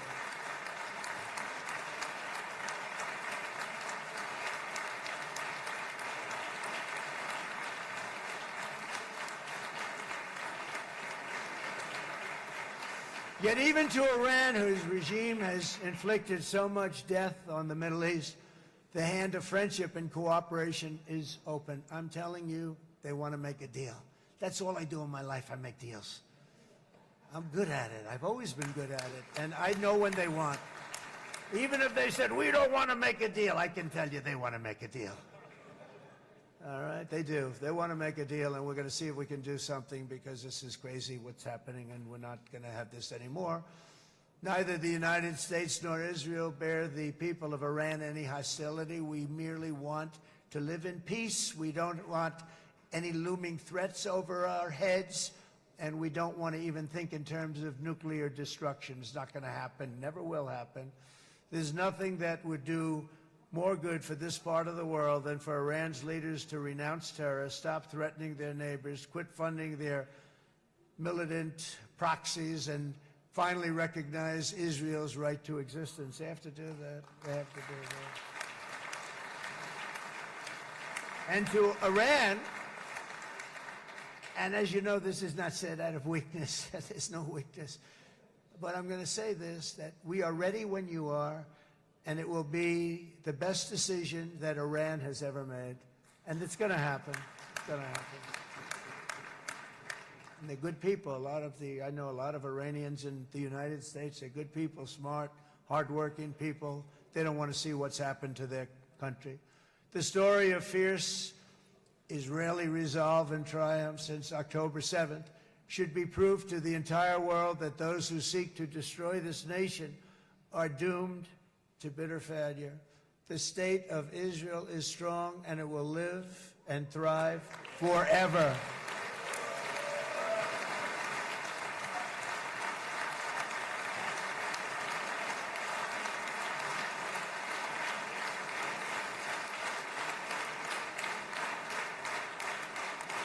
And that is why Israel will always remain a vital ally of the United States of America.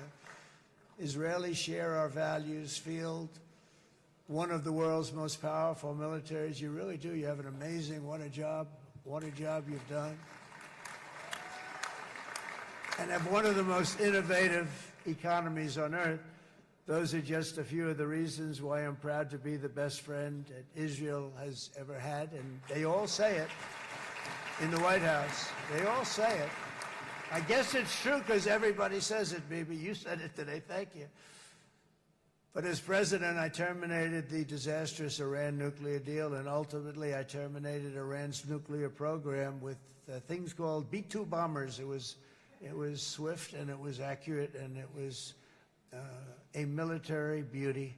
I authorized the spending of billions of dollars, which went to Israel's defense, as you know. And after years of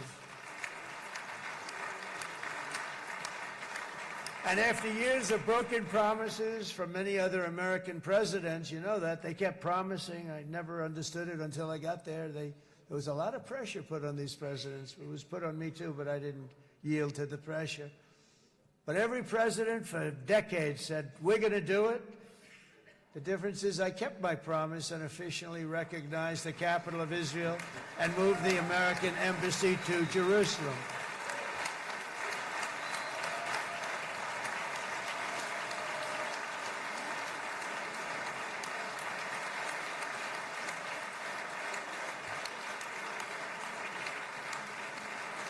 Isn't that right, Miriam?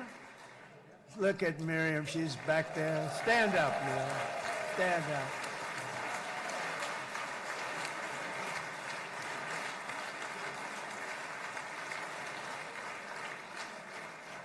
Miriam and Sheldon would come into the office. They'd call me. He'd call me. I think they had more trips to the White House than anybody else I can think of. Look at her sitting there so innocently.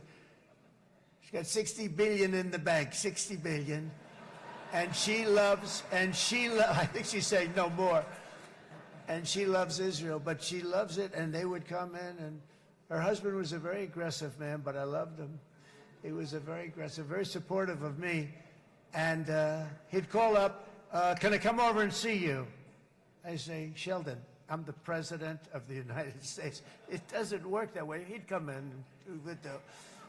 But they were very responsible for so much, including getting me thinking about Golan Heights, which is probably one of the greatest things to ever happen to Israel.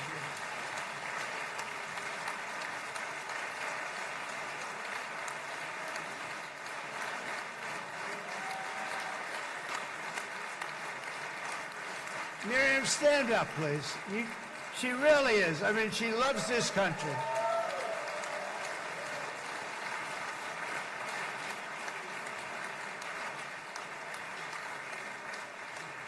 She loves this country. Her and her husband are so incredible. We miss him so dearly. But I actually asked her, I'm going to get her in trouble with this, but I actually asked her once, I said, so Miriam, I know you love Israel. What do you love more, the United States or Israel? She refused to answer. That might mean Israel, I must say. We love you. Thank you, darling, for being here. That's a great honor. Great honor. She's a wonderful woman.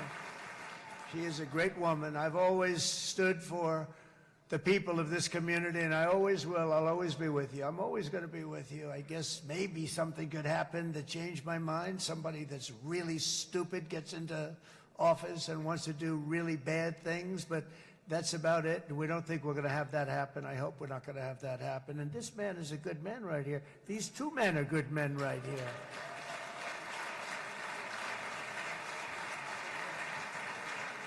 Hey, I have an idea. Mr. President, why don't you give him a pardon? Give him a pardon. Come on.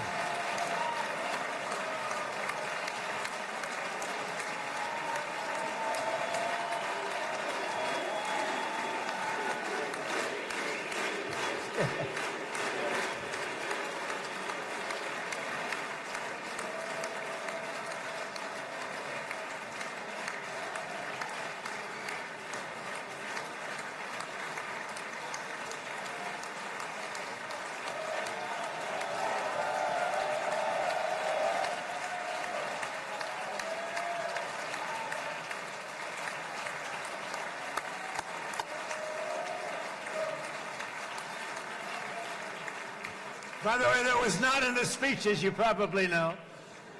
But I happen to like this gentleman right over here, and it just seems to make so much sense. You know, whether we like it or not, this has been one of the greatest wartime presidents.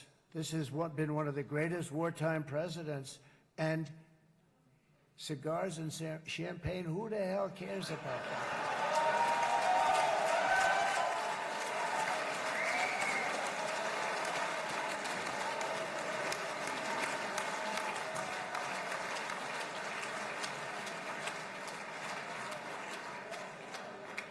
All right, enough controversy for the day, right?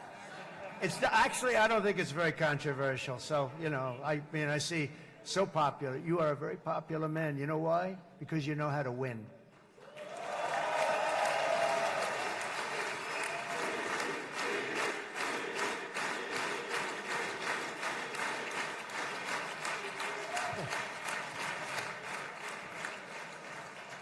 Over the past 2 years, I've met many of the families of the Israelis taken hostage and those that were taken hostage. Unbelievable. I've looked into their eyes. I've seen the worst nightmares of their suffering, but I've also seen something else, the beautiful love of the people, the love of people, frankly, that hold things together, the love that gives you the courage to carry on through thousands of years of persecution and repression, and to emerge with the heart of David. It's the heart of David. It's that love that's defeated the enemies of civilization, built this incredible country and this unbelievable economy, and forged one of the great democracies of the world.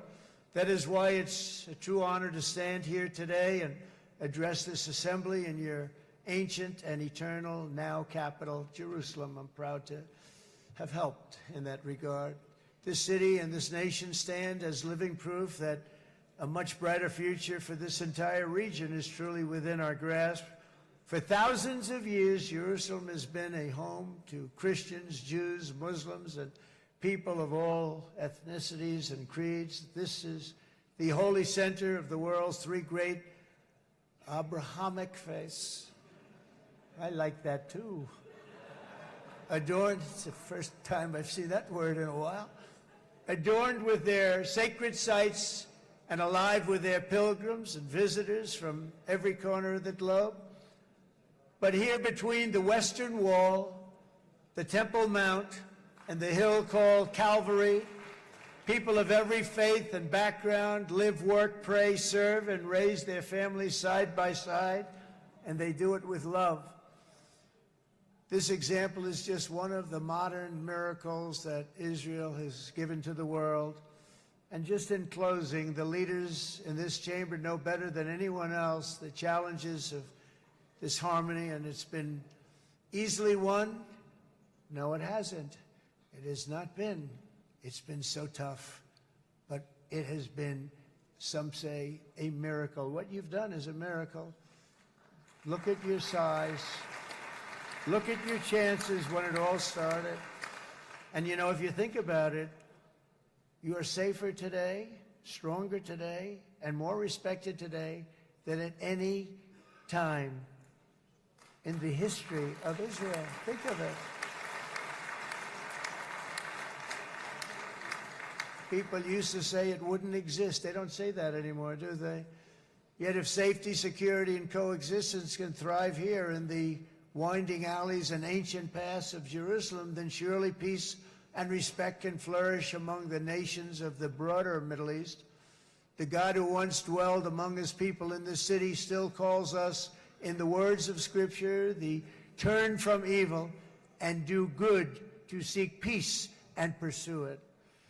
So he still whispers truth into the hills and knolls and valleys of his magnificent creation, and he still writes hope into the hearts of his children all over the world.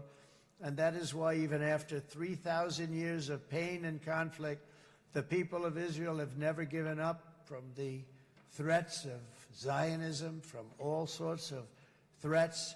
You want the promise of Zion. You want the promise of success and hope and love and God.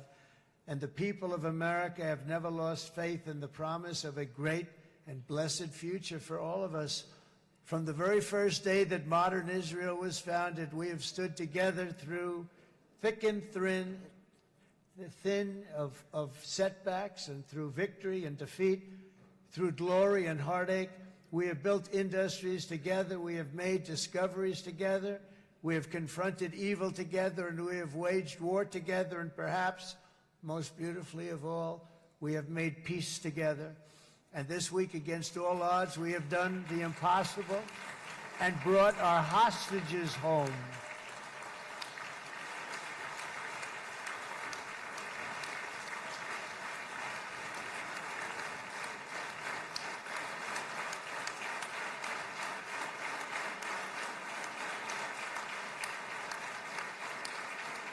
So now we're going to forge a future that is worthy of our heritage. We're going to build a legacy that all the people of this region can be proud of. New bonds of friendship, cooperation, and commerce will join Tel Aviv to Dubai, Haifa to Beirut, Jerusalem to Damascus, and from Israel to Egypt, from Saudi Arabia to Qatar, from India to Pakistan, from Indonesia to Iraq, from Syria to Bahrain, Turkey to Jordan, the United Arab Emirates to Oman, and Armenia to Azerbaijan, another war that I just settled. We are going to have hope, harmony, opportunity, and happiness here in the spiritual and geographic center of the entire world. That's what you are.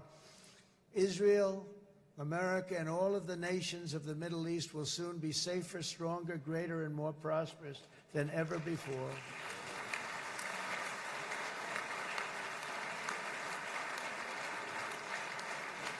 And I want to thank you all once again for this exceptional honor. This has been truly an honor. It's seldom that a president is invited to do this. And I love Israel. I'm with you all the way. You will be bigger, better, stronger, and more loving than ever before. Thank you very much. God bless you. God bless the United States of America. And God bless the Middle East. Thank you, everybody. Good luck.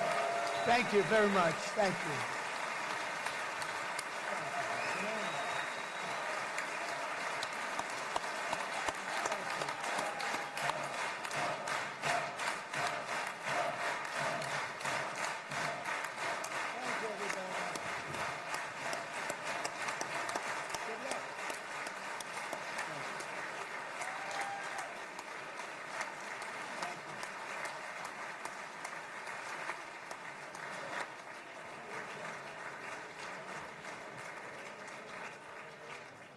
אני מודה לנשיא ארצות הברית של אמריקה על דבריו. I'm thanking חברות וחברי הכנסת, תם סדר היום. הישיבה הבאה תתקיים ביום שני, כ"ח בתשרי התשפ"ו, 20 באוקטובר 2025 בשעה 16:00. חג שמח ובשורות טובות. ישיבה זו נעולה. כבוד הנשיאים וכבוד יושב ראש הכנסת.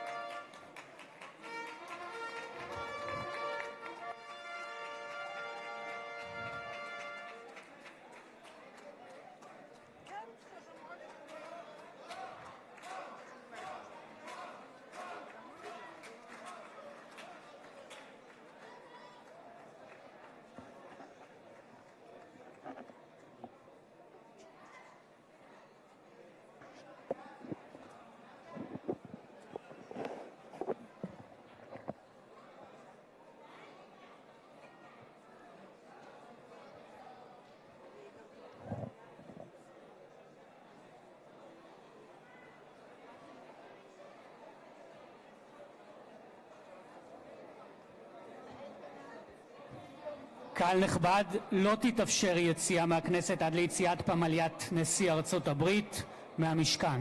תודה.